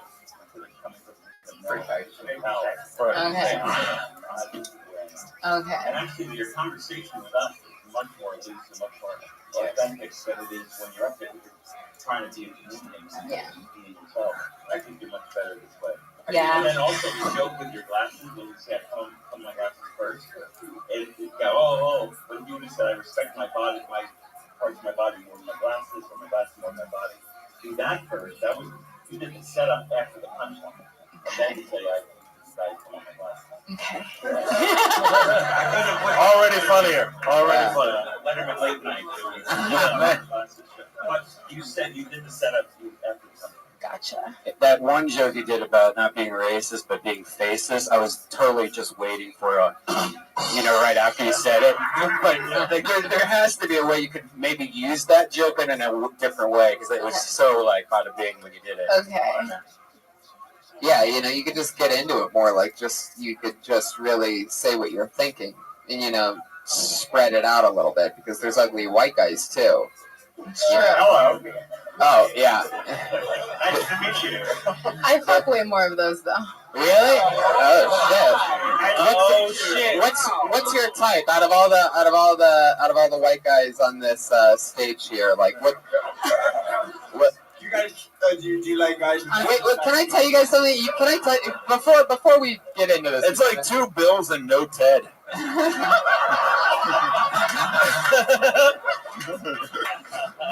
By the way, I don't know why you guys are doing these retard voices things. That you're, like special. Wait, what does that do? I mean, it was you guys were already established yourself at the front end of the show as 2 guys that speak normal English, and at some point you just decided to go into that. Like, did you? I think you like nerdy white guys, so we're going with that. Okay. Beavis and Butthead. I mean, they kind of have a point. I do kind of like really nerdy white guys. So. What do we say? But what's your thing? I'm pretty sure in some way everybody up here is nerdy. Yeah. So what do you mean by nerdy? I mean, it depends, but like honestly, probably a toss-up between you and Pat. Is that what But you think that's nerdy? I cried during the fucking Deadpool movie because I thought I'd never see a good Ryan Reynolds movie in my lifetime. That's fucking, you ain't nerd, you're nothing. I got Cloak and Dagger on Laserdisc. I don't know. Whoever has Cowboy Bebop on DVD. I've got it on cassette and the original subtitle, okay? I'm not as big of a nerd as I thought I was. I have no idea what you guys are even talking about. All right. Katrina, what else? I don't know. What do you want to talk about? What do you do for fun? Like, does this just become an OK Cupid date? What the fuck? Well, I don't really have a lot of friends, so I like walk around and like go to museums and stuff. What the fuck? You can't DJ someone's loneliness. It's DiGiorno's again. Bah, bah, bah!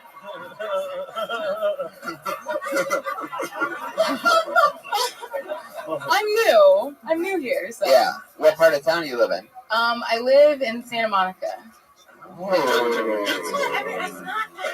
Just remember, being lonely in LA is a lot better than having friends in Jacksonville, Florida. Yeah. That is true.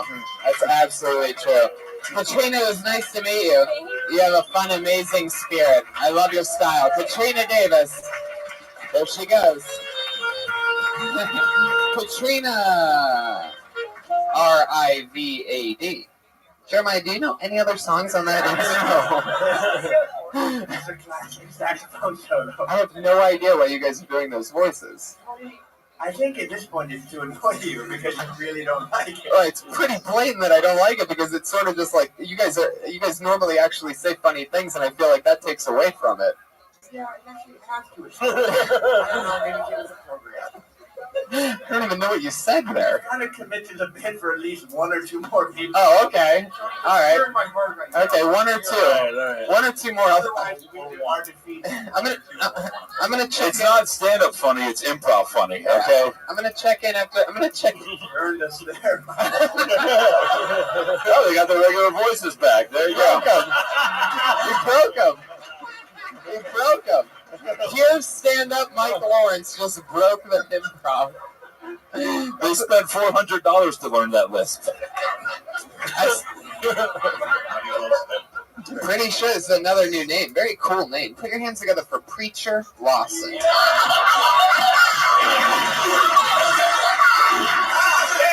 All right, yes. My grandma got a Facebook. I feel like she's too old to have a Facebook. Like every time her phone beep from her getting a text message, she thinks it's the microwave. Like that's how old she is. She could be driving in the car. Beep, how the microwave get in the car, baby? Like, look at the road. I was like, driving with my grandma because she's really spiritual. She loves the Lord, but I don't feel safe because she got that attitude like, if I die, I'm going to heaven, so it don't matter. Like, no, it do matter. I'm in the car, okay? You lived your life, okay? Okay, like we almost got hit by a train the other day. I was flipping out. I was like, yo, grandma, we almost died. She's like, no, I almost seen Jesus. I was like, all right, no more driving.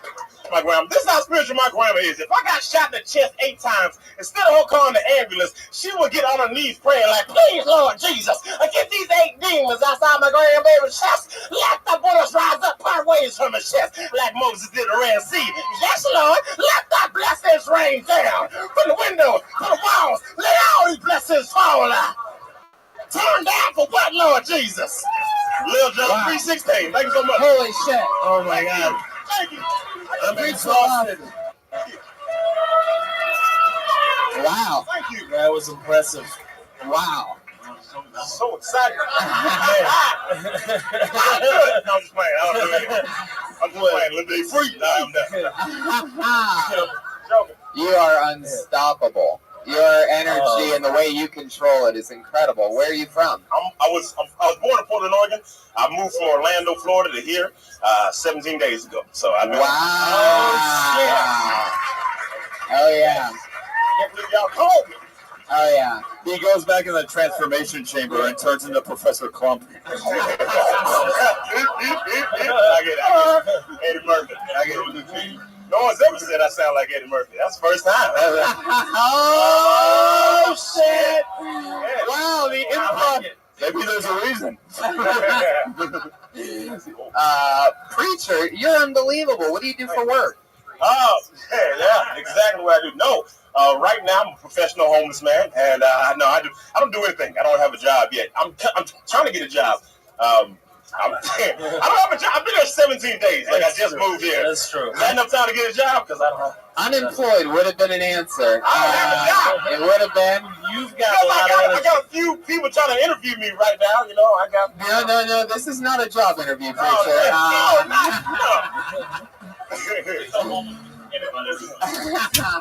What have you done? What have you been doing in life? What did you do for work before moving out here? What were you doing in Orlando? I used to do comedy full time in Orlando. How long have you been doing stand-up? 7 years. Wow. 2 days, well, a few days ago, I've been 7 years. Yeah. See, how long have you been doing it for a living?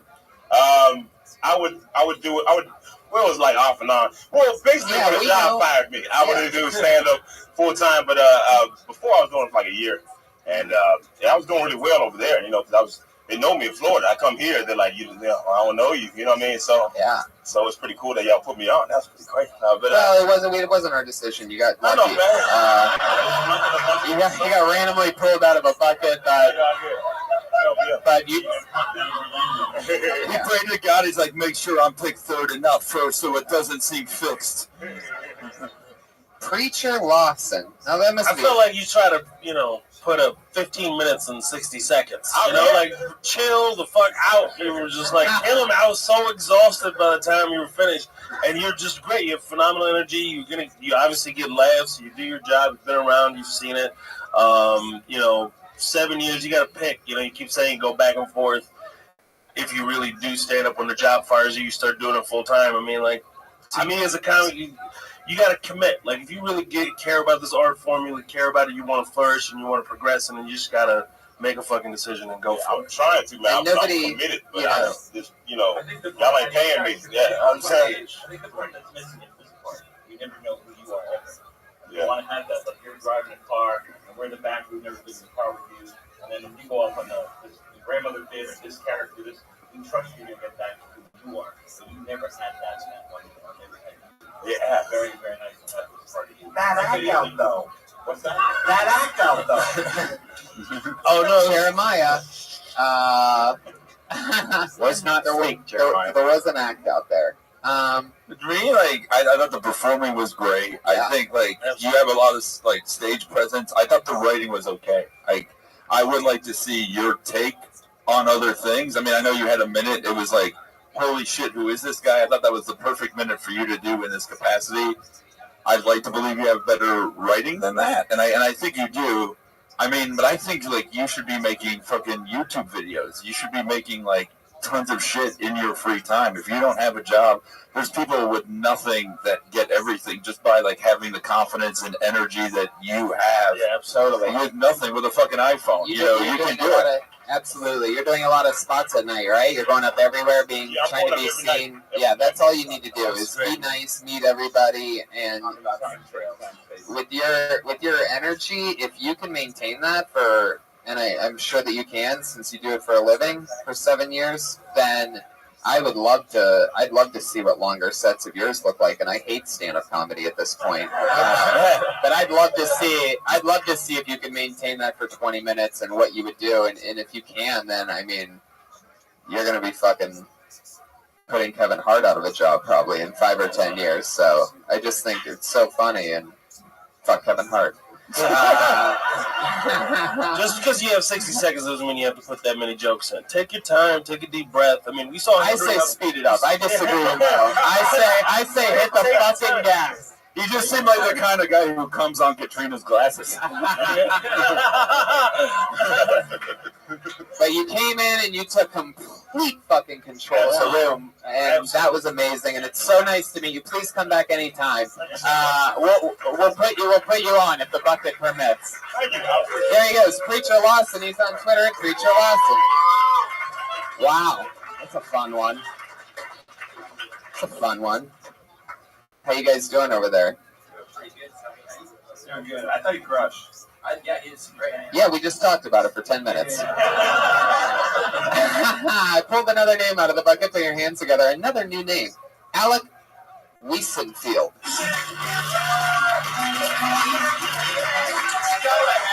Oh, yeah. Hello, what's going on? How are you doing? Yeah. I'm going to put this on the ground. To the host, I would appreciate it if you did pronounce my name right next time. It's actually pronounced Dewey McKeichenfeld, so fucking get that right next time, asshole. Hey, how's everybody doing? I got this blind cousin. He's great, but like all he does is sit in his room and listen to porn all day. Just like, dude, that's gonna fuck up your concept of what sex is supposed to sound like, you know? I've been working for this time machine company lately. It's great. I like it a lot, but the problem is I work like 14 days a week. It's fucking, today I worked yesterday, and then tomorrow I work off. Oh. Yeah, that was bound to happen. Just go ahead now. Alec, how do I say it? Wiesenfeld? Wiesenfeld. Wiesenfeld. Yeah. Fuck yeah, you did it. You got through it, Alec. Very funny. Where are you from? Here. Really? Yeah. Wow. Yeah, I grew up in Santa Monica. How long have you been doing stand-up? Like 2 years almost. Yeah, that's fun. That was the definition of gentrification. A high-energy black guy left the stage, and then you took over. Yeah, occupied the space.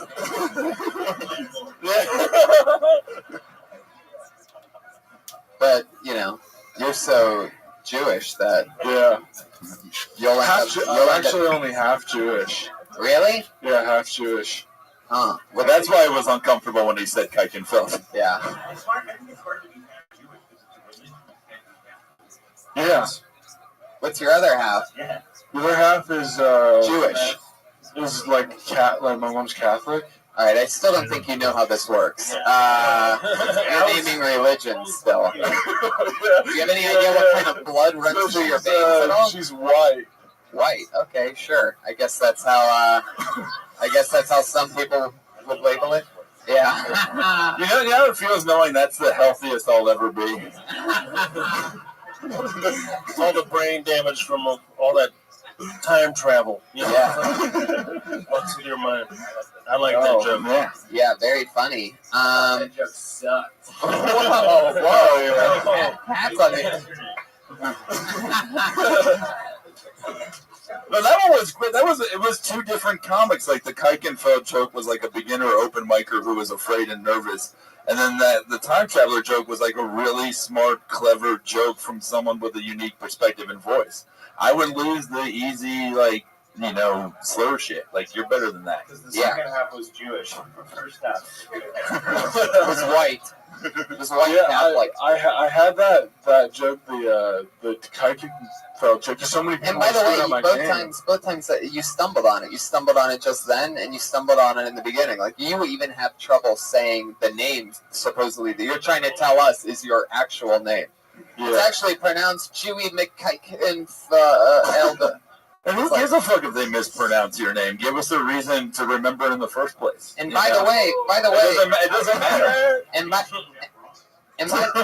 the way, Wiesenfeld is Jewier than the slur thing you said. It's literally like 100%. Wiesenfeld is way Jewier than. Yeah, exactly. Yeah, the Germans changed my family last name, so I don't actually know what it is. Yeah, it used to be, or something like that. What do you do for work, Alec?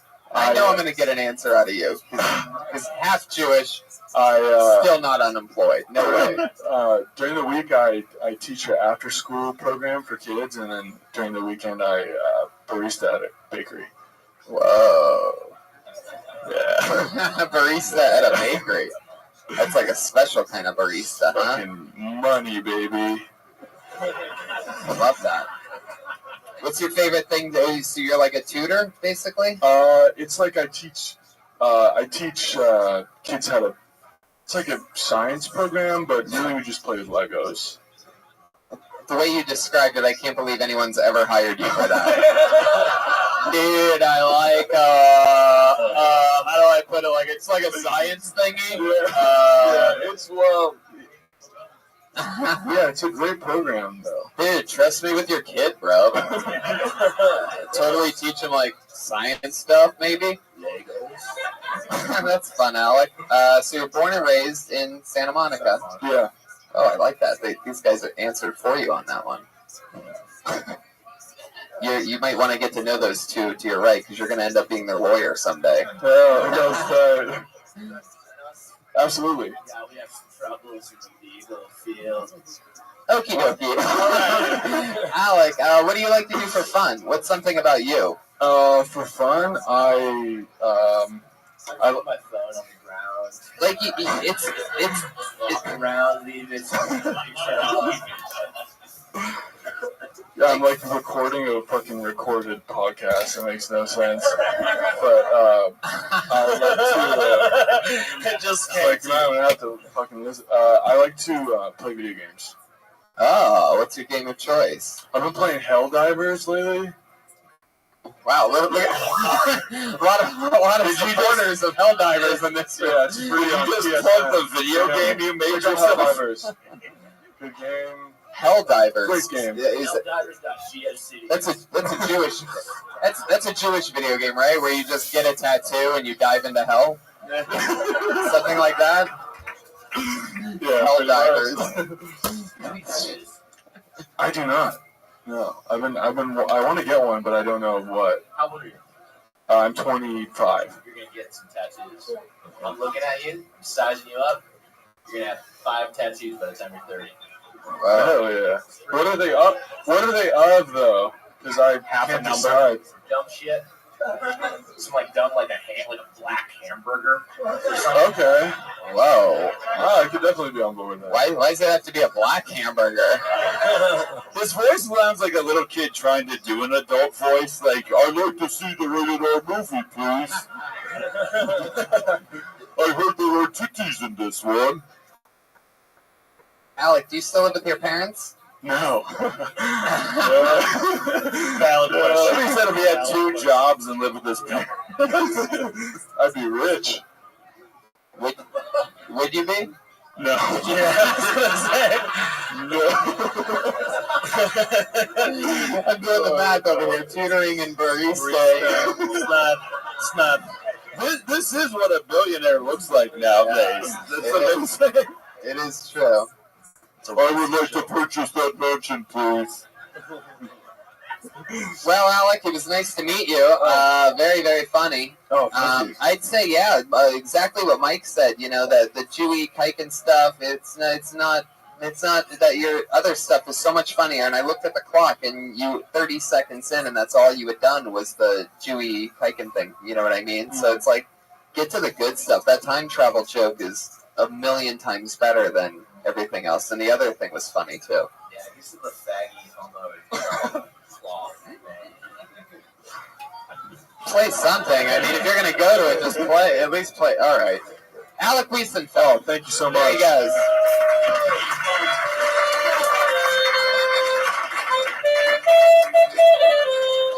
Oh, you can play something else. Look at that. Did you learn that in between? Did you learn that while Alec was on stage? I do Oh, I love it. Eddie, you know how to play any instruments? Yeah. Really? How about you, Mo? Trombone.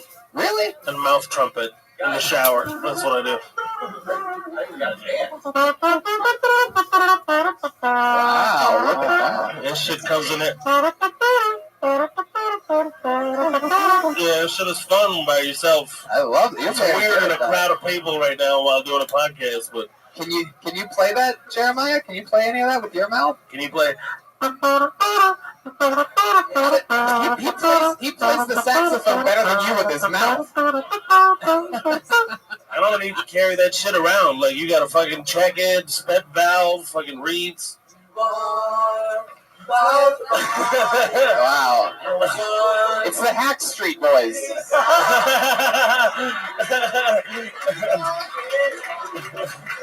Oh man, improv jump down the Hack Street Boys. It's just a bad thing. Go back to the retarded voice. I pulled another name out of the bucket. Put your hands together for Austin Paul.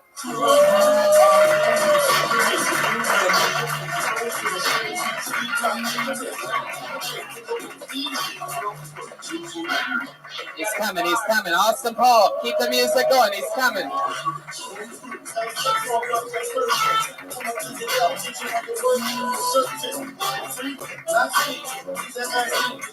You gotta keep going. Keep the music going.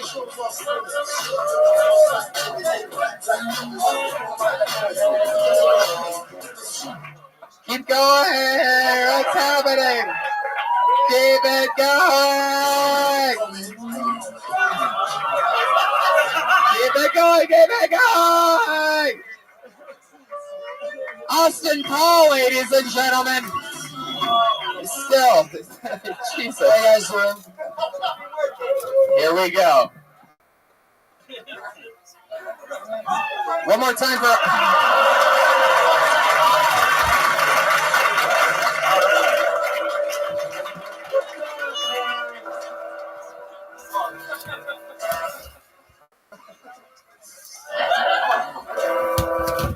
When I was about 7 years old, I was minding my business in elementary school. My mother and father got me a chemistry set, and I knew it could get me high, but I didn't know how yet. So I shoved all of the chemicals and put them into pens. I traded them for Pokemon cards before the class would end.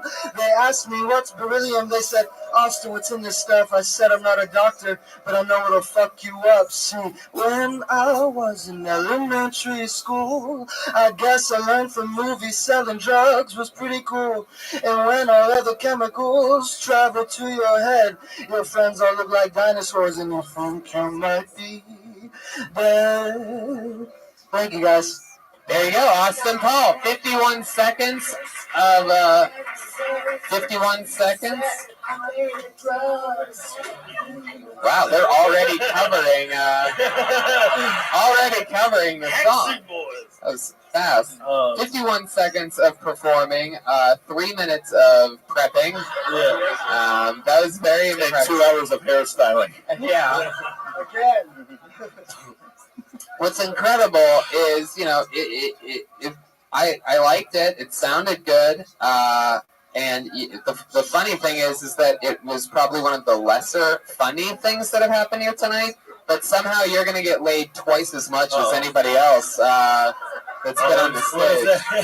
Oh wow, it's actually. Wait, he's gonna get laid more than the black girl who said she's into white nerdy dudes at an open mic? Are you fucking kidding me?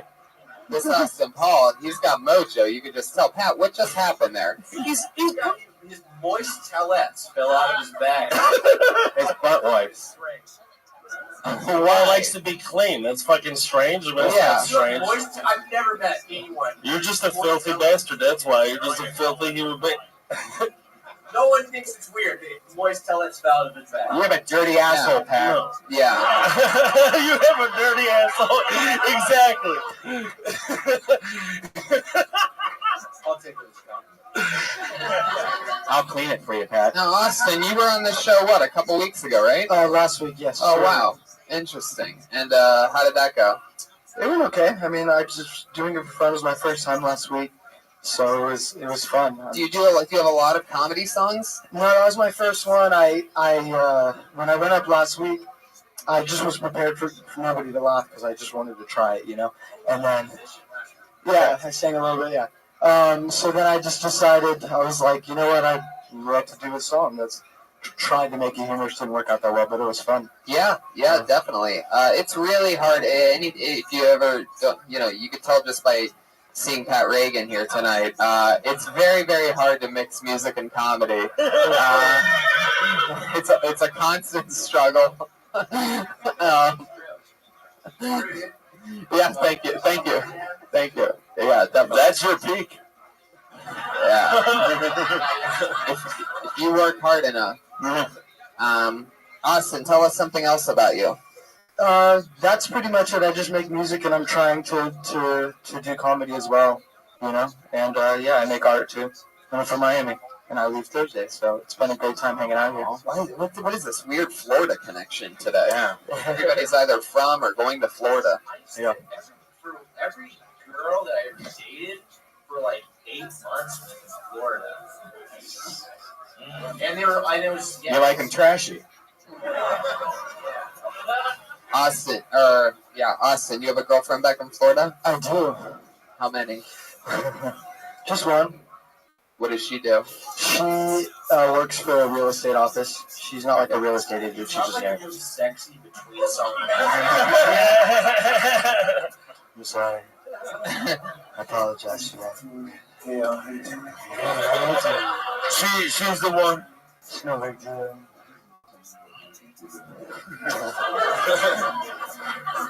She's the one who told me to make the Pokemon reference. It was originally going to be Yu-Gi-Oh cards, but she said that Pokemon is cooler now. And I love you, Melissa. It was going to be Lunchables. So nerdy, you can't even do whisper sexy talk.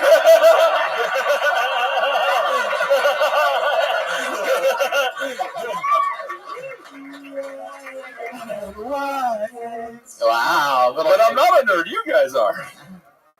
I love this nerd off that we're happening. I was going to do Lunchables, but it just wasn't true. It was actually Pokemon cards. So.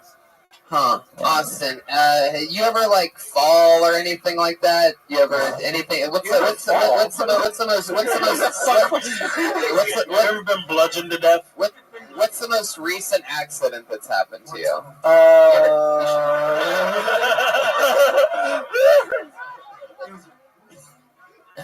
And then we just find out this is Jared Leto's new character. You ever accidentally shit your pants a little bit or anything like that? No, I used to get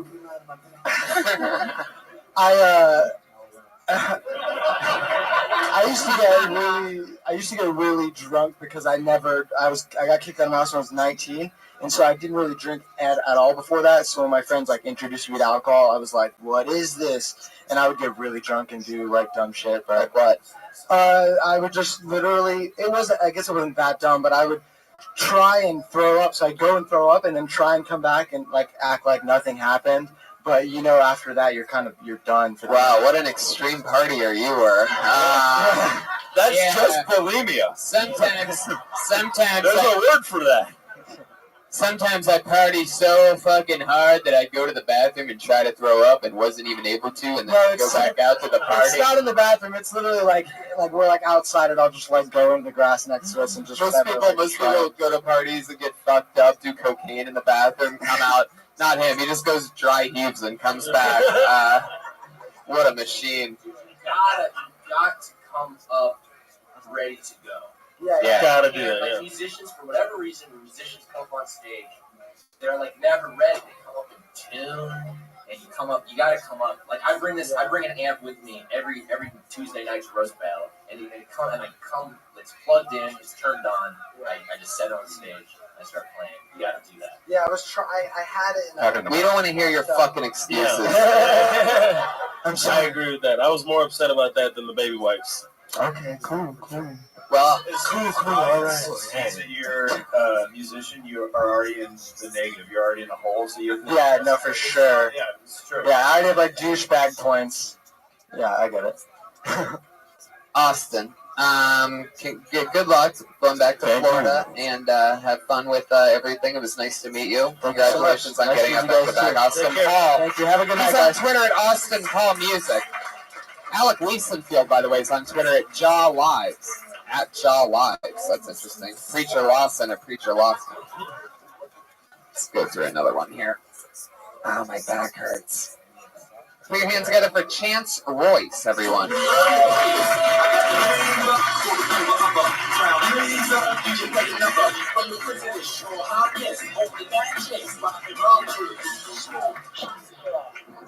So another Manning won a Super Bowl. They're the quarterbacks that look like they were born with 2 concussions each. I don't know if you know who they are. They're what Hitler was going for, I guess. I don't know. Do you know they have an older brother, Cooper Manning?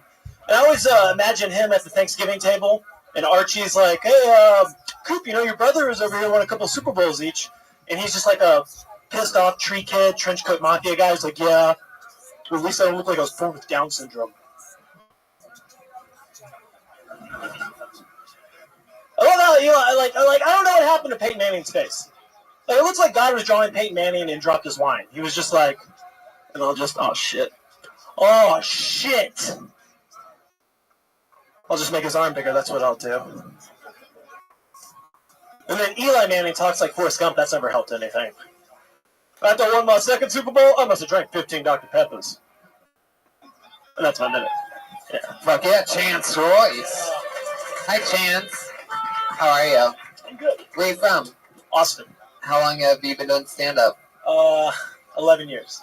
Wow, holy shit. So this guy's a basketball player you're talking about? Yeah, he's a basketball player. Yeah. Chance, he said another man won the Super Bowl. I'm confused. Don't men always win the Super Bowl? How active have those 11 years been? Like how many? Well, times the first 5 years was kind of off and on. Okay. Like when I was 21. Wait. You just started sweating profusely out of Yeah, nowhere. no, I'm a little nervous. You weren't even sweating during the set. Yeah, where are the wipes? I sweat. But you weren't even sweating a minute ago. I just saw it happen all at once. What just happened there? I don't know. I had a bad set. Yeah. So. Interesting. Chance. So how do you feel right now? Why do you think it went bad? I think I said man. Another man won a Super Bowl. I meant to say Manning. No, you took a chance. Yeah, it's Well, if Hitler doesn't work, you can't go to Down syndrome. You know. Yeah. I think that's part of. That's a lot of That's it. the thing. When you got like 1 minute, you got to commit to like what you started. Like you can't really. I mean, is all your material sports related? No, it's not. Because I honestly don't know who you're talking about. So, like, all the whole minute, I had no idea who you're The Manning brothers. Come on, they won Super Bowls, dude. Manning brothers. Yeah. Nah, I didn't notice I was smacking my lips. Thank you, though. I appreciate it. And the interesting thing is, like, again, this conversation is much cooler. You're acting like you think you have to be rid of people. Yeah. Of just you being yourself is much more powerful. Yes. Yeah, you're definitely the funniest out of anybody who's ever kept the White Walkers away from the wall. You're amazing on that. I mean, to me, when like as a preacher came up, like you could see, like, all right, that's a guy that's been doing it for a long time, like super polished. So you didn't do that much in the first 5 years, and then it didn't seem like 11 years. Right. Yeah, I know. Chance, you want me to hold your jacket? Chance, what do you do for work? Right now I'm working in an office delivery company. What are you delivering? Lunch. What for? So It's a lunch delivery company. Yeah. Well, it's only for office lunch delivery.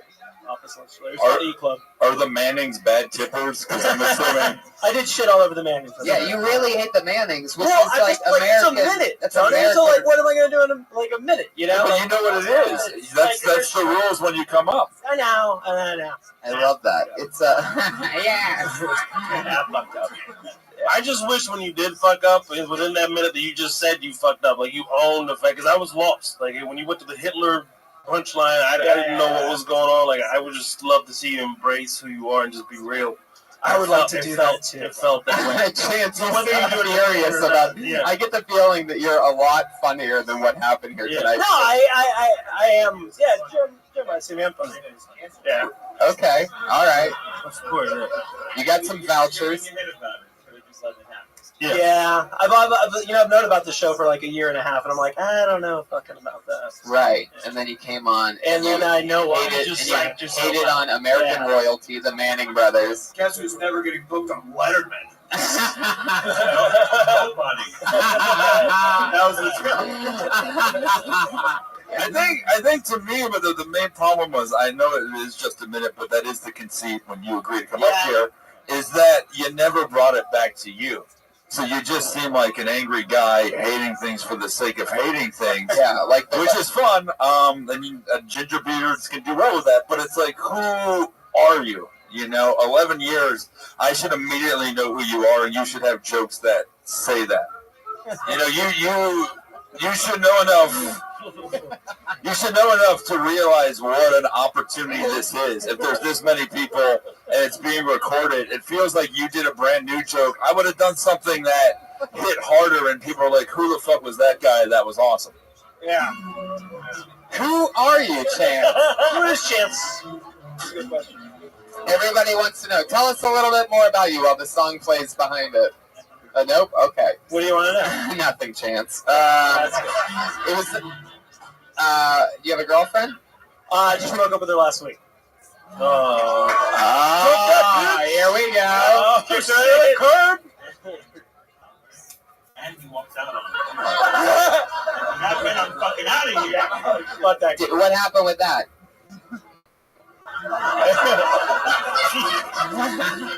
Tell us. There are trust issues. Tell us about the breakup. You told her. There were trust issues. You told her your thoughts on the Manning brothers, and she left you. There were some trust issues. I would call her at midnight while she was at work. She was a nurse, Filipino. Oh, and she was a nurse. Did you kill her? She is a nurse. She's still a nurse. She's still alive and well. Is she still Filipino? She's still Filipino. Yeah. Did you deliver the lunch to her? I did, asshole. You did? Yeah. Don't take it out on me. Yeah. So you walk in on your Filipino nurse girlfriend, and what happens? I walked in there giving her lunch or what? What do you guys? Do you still deliver lunch to her job and shit? That's kind of fucking. Or is she getting her meat She working her mashed potatoes and shit. Just one question at a time, please. Just one question at a time. So what happened, Chance? Trust issues. I'm guessing she wasn't thinking that you were fucking around, right? Well, I told her the truth, but yeah, she thought I was fucking around. Oh, was she fucking around? I think she might have been fucking around. I think she was fucking. Chance, let me tell you something. She's a Filipino nurse. She's definitely fucking around. I don't know if you've ever seen any porno before, but I like that you created the first ever stereotype for Filipino nurses. Yeah, definitely. Everybody knows about those Filipino nurses. I mean, just fucking sluts. Just fucking. That's right. Those fucking. If I saw a picture of him with an Asian woman, I would just think it was from the Vietnam War.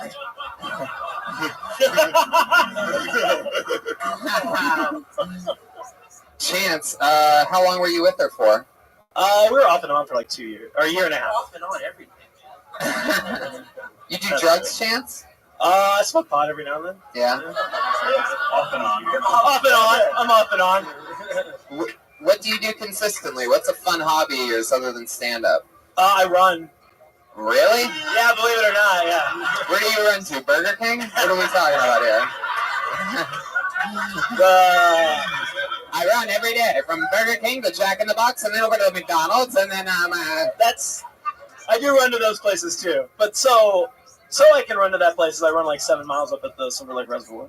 Right. Whoa, jeez, you said that quick. Yeah, for all you Reservoir fans out there.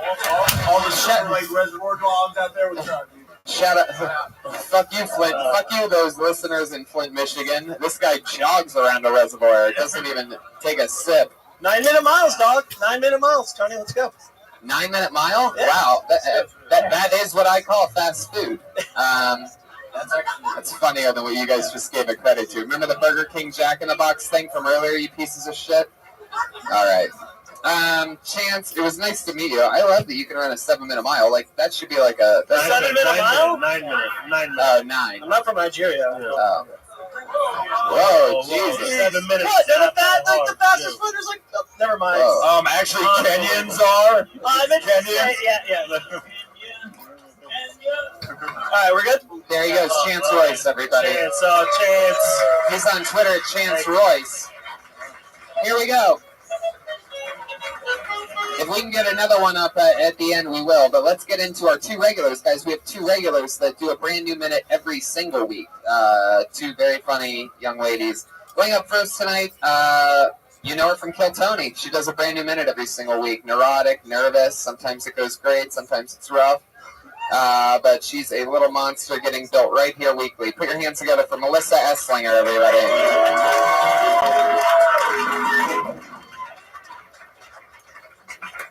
So I have a new boyfriend. His name is Hulu. I've actually been binge watching a really terrible show, which is maybe better than terrible sex. I don't know. Probably not. I guess. Anyway, but I've been watching Seventh Heaven, which is awful. It's nostalgic for one, but also I like how they inject PSAs into their dialogue. Like they'll be like, "Hey Mary, how's the basketball game? We lost, but did you know one of 12 teenagers cut themselves?"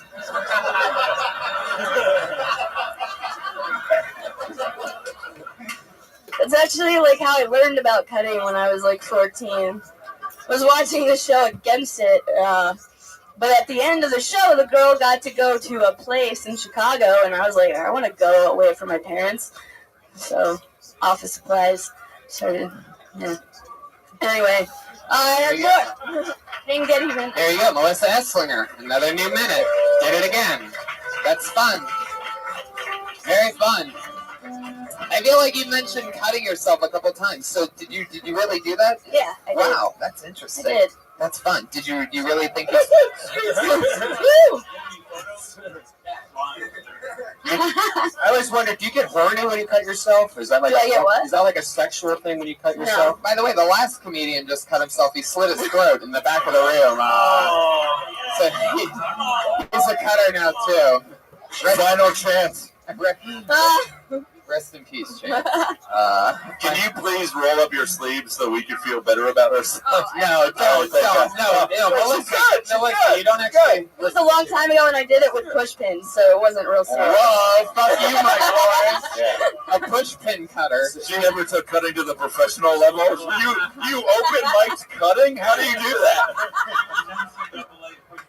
Yeah. I love that. Wow. So it was a cry for help. You weren't really trying to cut yourself. Right. What were you trying to cut for? That's like, what what was it the is. reason behind it? I was just really sad. I was a very angsty teenager. I was very angry at my parents all the time. Why do you think that is? Because my mom is emotionally unavailable. Whoa, fuck you, Mom.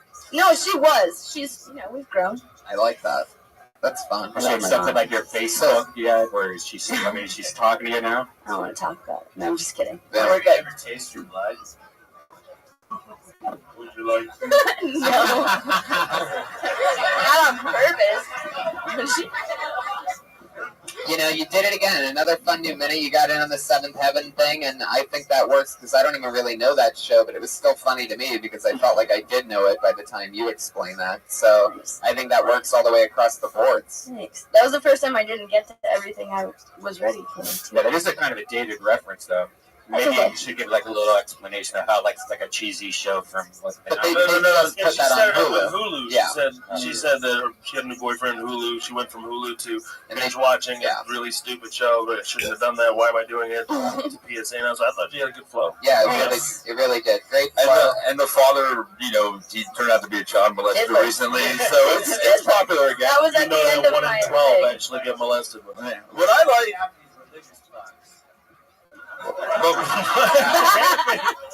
What happened? A lot of double talk there, and when the smoke cleared, it was Pat Reagan, who obviously has something against religious people. But what I genuinely liked was the vulnerability. You know, I'm used to starve myself. I've cut myself. I've been there. You know, fucking sucks. I'm from Florida. That's how we get through shit. So I thought that was fucking awesome. You know, I know you have more. I want to see more of that, and I like how you segged into it by talking about something people know and then bringing it back to yourself. I thought that was fucking great. Getting better all the time. Watching her grow live here every Monday. It's the one and only Melissa Esslinger, everybody. Oh, I'm sorry. Wait a second. Wait, guys. Hold it. Yeah. Don't need that. Yeah. Come from a position of knowing so that we're sure of it. Not so I have a new boyfriend. So I have a new boyfriend, boom. Hands in your pockets, showing insecurity. Yeah. Vulnerability is one thing. Insecurity takes away from strength. And those ahs, when you start changing direction and thinking about the next thing, you go and you do that louder than you say your material. So it's a very like it's like you're censoring yourself, like something like that. People are afraid of silence, so they put it on. Right, and you don't need to be afraid of it. Silence is good. It builds that tension and gets them ready to laugh when the stuff happens. Yeah. There she goes, Melissa Esslinger, everybody.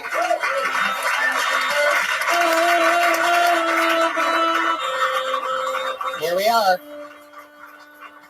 One other regular, ladies and gentlemen. You know her, you love her. She's the other Quiltoni regular. Put your hands together for the great Vanessa Johnston. Thank you. It bothers me that some people look at me and just assume that I wake up, I shower, I put on mascara, and then I'm just out there looking for dicks. The other day, I was at a party for my corporate job, and this random lady walked by me, looked at me, and said, "Hooker." I was like, "Did you just call me a hooker?" And she said, "Well, do you think you look like a hooker?" And I was wearing a nice dress that was showing maybe 2 inches of skin. So I said, "Do I think I look so good that someone would pay to fuck me?" "Yeah, I do." Unlike you, where someone paid to not fuck you. Okay, thanks. There you go. Exactly a minute. Yes, all women. Yes, all women. Yes, all women. Fuck yeah. That's fun. Did that really happen? Yeah, it did. Jeez. 2 weekends ago at the Grammy party. Was she a good-looking girl, or do you think she was jealous? She was like fine. Right. Grammy party, like a party of grandmas? No, Grammy. the old.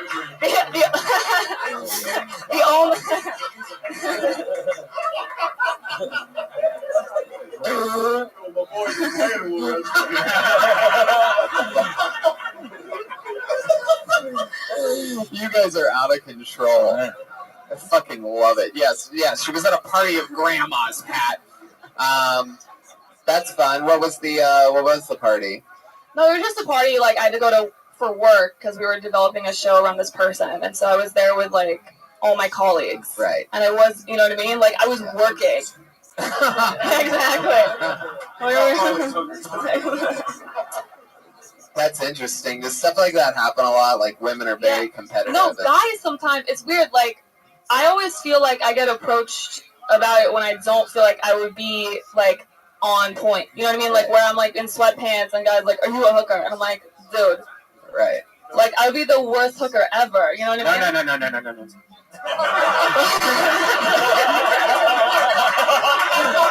No. Sounds like Brian will pay anything. Yeah. If you were a hooker, how much do you think you would charge for like a half Jesus, hour? I don't know. holy shit! What I would have the worst customer service. Like, No. You think you get Yelp reviews? Like, you think that's how hooking works? Yeah, there's a website. Yes. She was in sweatpants for starters. So that's fun. That's sort of crazy.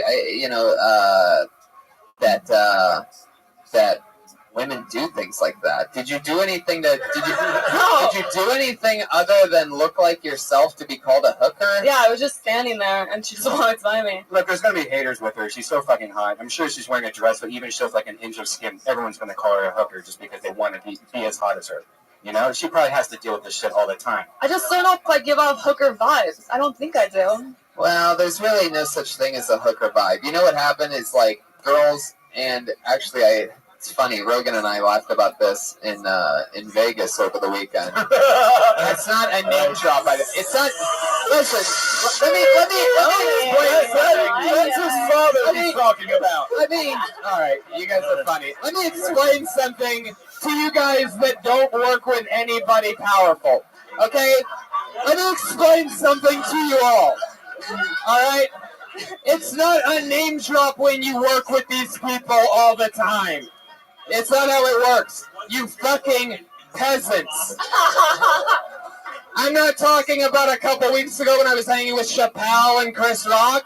I'm talking about this weekend with Joe Rogan. I know. You fucking losers. Jesus, name drop my fat ass. Now that I love that some of my best friends are famous black comedians. Now let's see if Joe Rogan had anything to do with the actual point of this story. Which was where were we? It was fucking Las Vegas. You won $500. Oh, it was because everybody was so dressed up, like every woman, that we made a joke that all these chicks dressing like sluts is really ruining the business for all these prostitutes that are in Vegas. That because you can't tell. Chick in a dress that's the prostitute. I dated a guy who was like kind of because I don't like wearing dresses, and he would always tell me like wear a little dress, be a woman, you know. It didn't last long. No, but he was like, but he would tell me. I was like, dude, I'm gonna walk out and people are gonna think I'm a hooker, and he's like, and he would tell me, he's like, they know what they're doing. What an asshole. He's like, they get paid for it. I was like, did you? Vanessa, another 2 minutes. She did it again. There she goes, Vanessa Johnston. She came out strong. Yep. Guys, the drawing of tonight's episode from Ryan J. Ebelt. It's available at RyanJEbelt.com. Look at how crazy that is. That was a blank sheet of paper at the start of the episode. And the poster is going to be available pretty soon, right, Ryan? Yes, it's going to be available at RyanJEbelt.com. Brand new poster. I just got mine framed and put up in my living room. I'm so excited. Well, you're going to get one. Mo Hammer. Yes, sir. You're on Twitter at Real Mo Hammer. What else? Any other dates coming up or anything you want to promote? Yeah, well, I mean, I'm going to Sweden at the end of the month. Nothing special. Just, I mean, nothing. We have a lot of listeners. No. Yeah, no, absolutely. I'm going to Stockholm. I'll be at the South Theater there at the end of the month. So fun. I've been there before with Joe Rogan. Yeah. Mike Lawrence. Mike at the Mike Lawrence. Yes, the Mike Lawrence on Twitter. I'm a writer on this season of Inside Amy Schumer that premieres April 21st. Amazing. Yeah. Go check it out.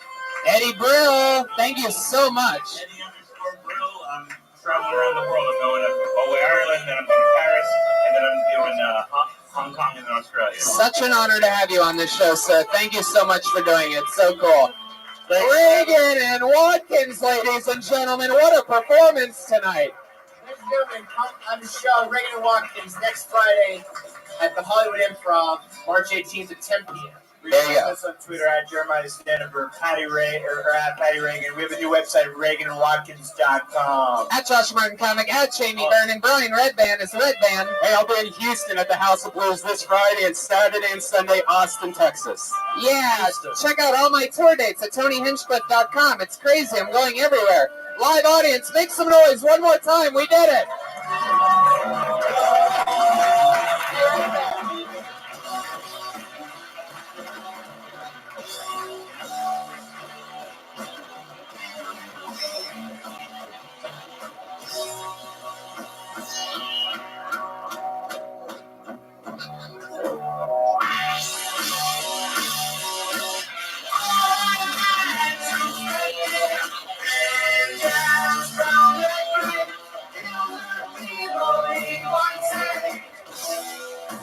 Nobody wants him. They just turn their heads.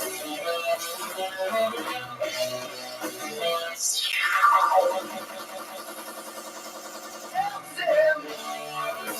Now he has his revenge.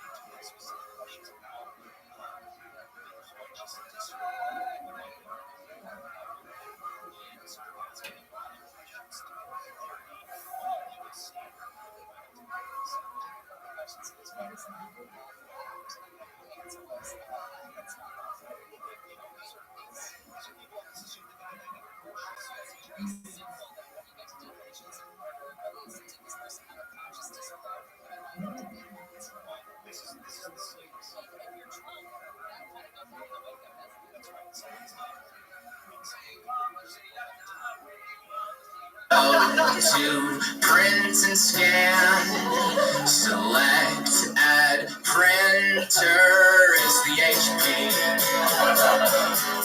AR M550M,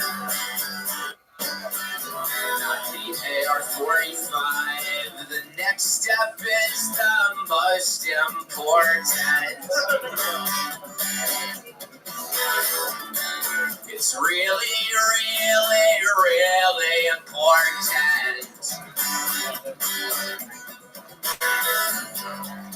Cut open your hand while you recite the harvest prayer and anoint the holy critter with your blood.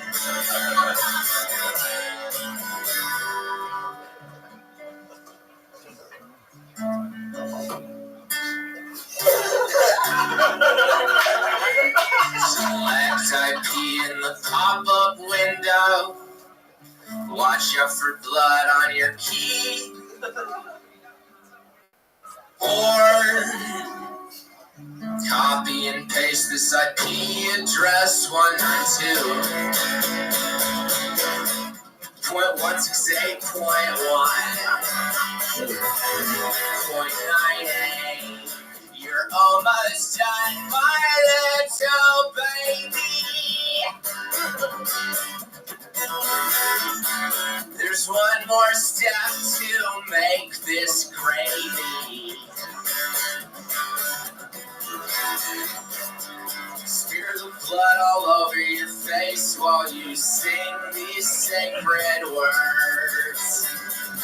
Q, gaga, I'm your little baby, wavy boy. Alright guys, for this last part, we're gonna need a lot of energy. A lot of energy.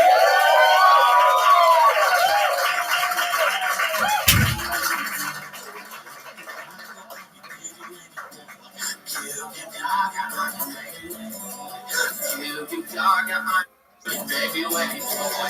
You gaga, I'm your baby, wavy boy. You gaga, I'm your baby, wavy boy. You gaga, I'm your baby, wavy boy. You gaga, I'm your baby, wavy boy. Say, go, go.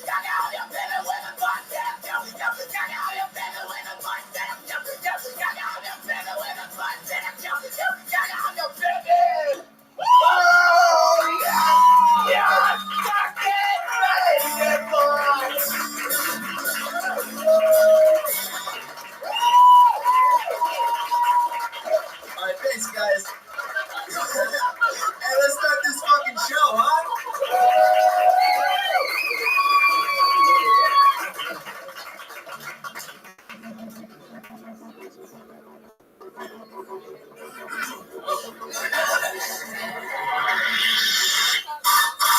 this is Rabbi coming live from the World Famous Comedy Store for a brand new episode of Kill Tony Volume 3. Give it up for Tony and it's good. So much respect. I love that group. Another Monday night. Look at this. Brian Redman's here, everybody. Look. What's up, guys? We're here. We're live. It's Kill Tony. People going for Pat Reagan, everybody, on the 1s and 2s. He just played his fucking heart out for you. And house artist Ryan J. Ebelt, ladies and gentlemen, who's here live in the flesh, drawing tonight's episode in Just True, an exclusive reveal of the first ever Kill Tony movie poster, ladies and gentlemen. An exclusive reveal. It is fucking unbelievable. And I own that one. How about that? Yeah. Ryan J. Ebelt's prints are available at ryanjebelt.com. He draws every single episode from a blank sheet of paper. He started tonight's episode already right now. I'm seeing it live. At the end of the episode, we're going to reveal exactly what he drew. It looks like a Tarantino poster. That's like an old Western vibe feel. I like the folded. It looks like it's been folded, you know, and like taken out of a magazine or something. Yeah, it's old school throwback. It's very cool. When you hear the sound of a kitty. Josh Martin Comics here, helping out, running around. So you're all here. So here we are. We're all live. Monday. We're back. What is that? Is that just a bag of meat? It's my meat bag. Ryan, what has this become? It's the diet I'm on. It's my comedians eating weird on podcasts. Well, it's emergency meat. You have a bag of meat. You went to the grocery store and got $4.79 worth of roast beef whatever that is.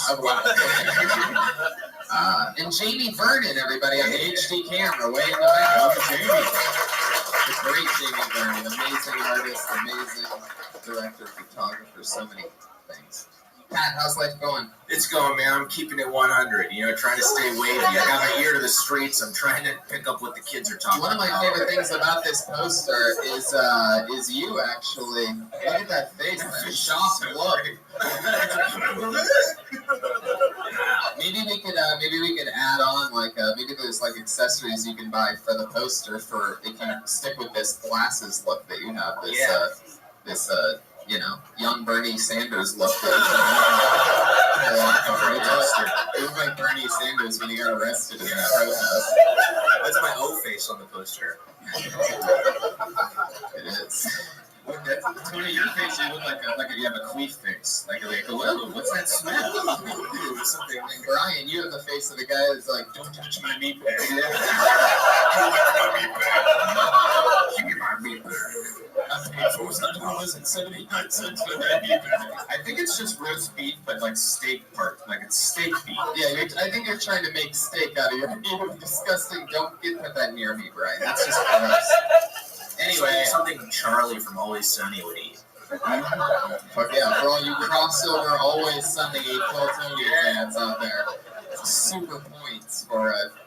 Alright, let's get the show going. I always have some of the funniest comedians in the world on this show, and guess what? This week is no different. 3 of the best comedians in the world. Put your hands together for Doug Benson, Greg Fitzsimmons, and Esther Q.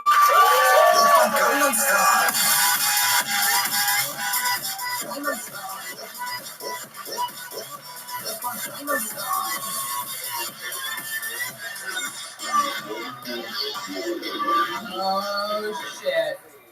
Look at this. Look how fast it happens, everybody. All of a sudden. Boom. A full band of amazing comedians.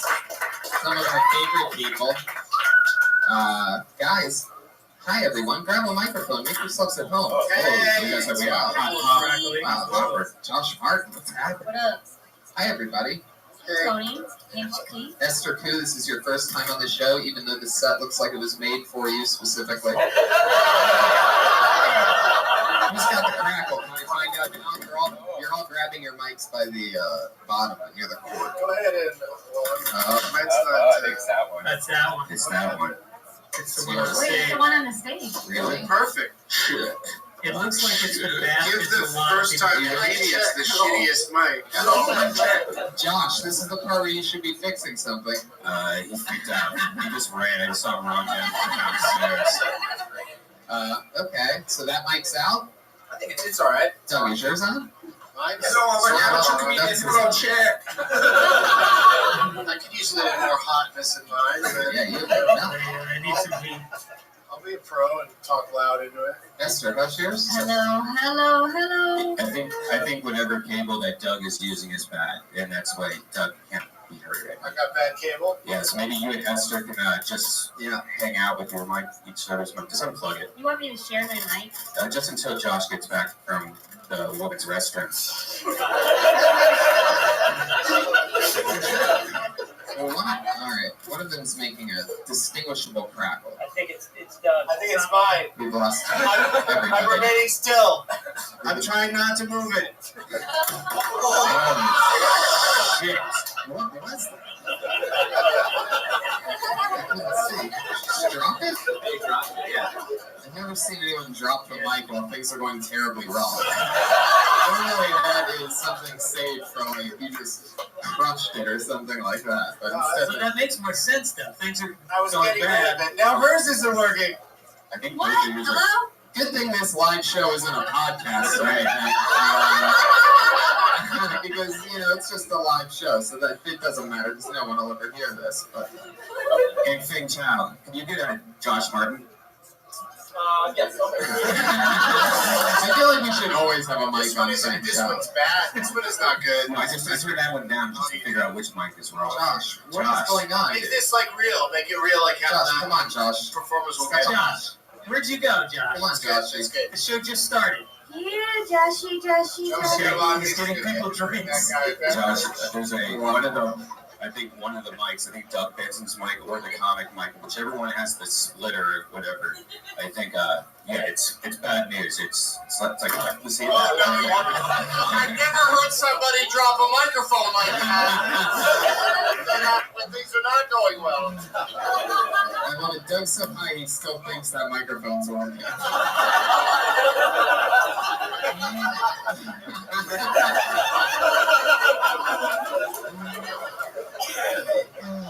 Shit. Greg, you ever have technical difficulties on it? I once did an entire hour and 35-minute podcast with Andy Kindler, and then realized at the end of it that we had not hit record. and I said, Andy, he goes, I go, can you stay and we'll do another one? He's like, let's go. We did another hour. It was unbelievable. He was high. I'm sort of back. Oh, try it. It's got a little bit of. Oh, that's There you go. nice. It's the heat that I'm looking for. Now I'll only drop the mic in victory. Hello. Nothing. Oh, now that. Oh, yes, there you go. That's the most important microphone. Fuck yeah. Absolutely, everybody. Josh Martin right there. Right when we needed him. Right at the second we needed him. Instead of going in Texas teas over here. Fucking. Alright. Let's get this party started. You guys know how it works. Comedians signed up for the chance to do 60 seconds on this stage and then talk to us afterwards about anything and be on a live podcast. And we talk about their set, what we saw, and maybe we make fun of them. Maybe we can say something that helps them. Maybe we can find out something else that they could talk about. Guys, comedians, you know your 60 seconds is up and you hear the sound of a kitty. That means wrap it up then, or else you're going to bring out the angry West Hollywood bear.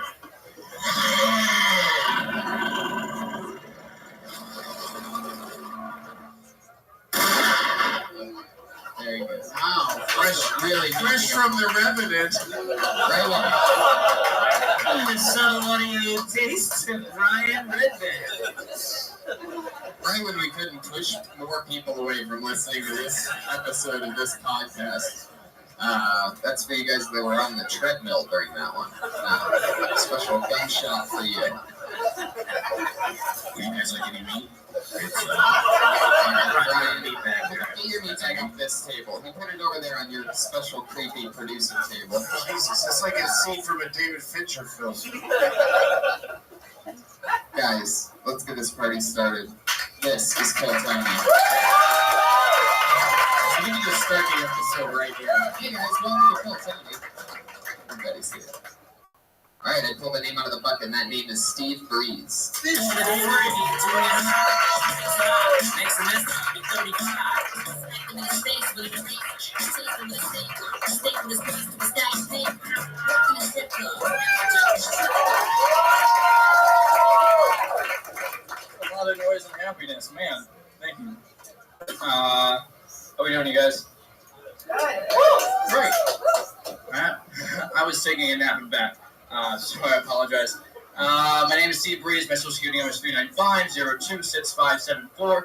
My mother's maiden name is Duran, and the answer to my security question is the topic of this next joke. I've got a cat. Name my cat Deep Purple, because every time he meows, he goes meow, meow, meow, meow, meow, meow, meow. Meow, meow, meow, meow, meow. This joke is sucking right now. Let's see. You guys ever go through a breakup? Made some noise if you were sad at one point in your life. Sad like every day in my life. My ex-girlfriend really fucked me up. She cheated on me. So what I did is I masturbated to a picture of the guy she fucked right in front of her. Because if I have to think about her fucking another dude, she has to think of that every time we have sex. So, all right, thank you guys. It's crazy. I feel like I've heard you. Have you been on the show before, right? Yeah. The same minute, right? That is sort of like an Same bear sound effect, right? Yeah.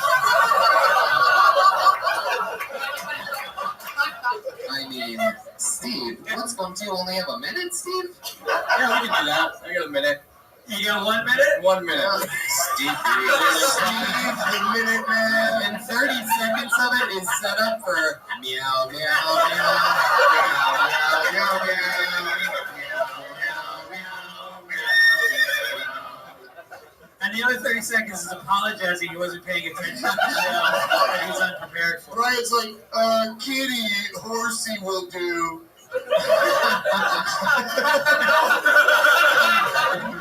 Are you a skateboarder? I'm not. No. That horse Doug was the horse of truth. The horse happens when anytime something's super honest. Except for Alright. Someone was saying meow at the time, so that's why I got confused. There was honesty in those meows. Yeah. So, Steve, how long have you been doing stand-up? It's going in fine.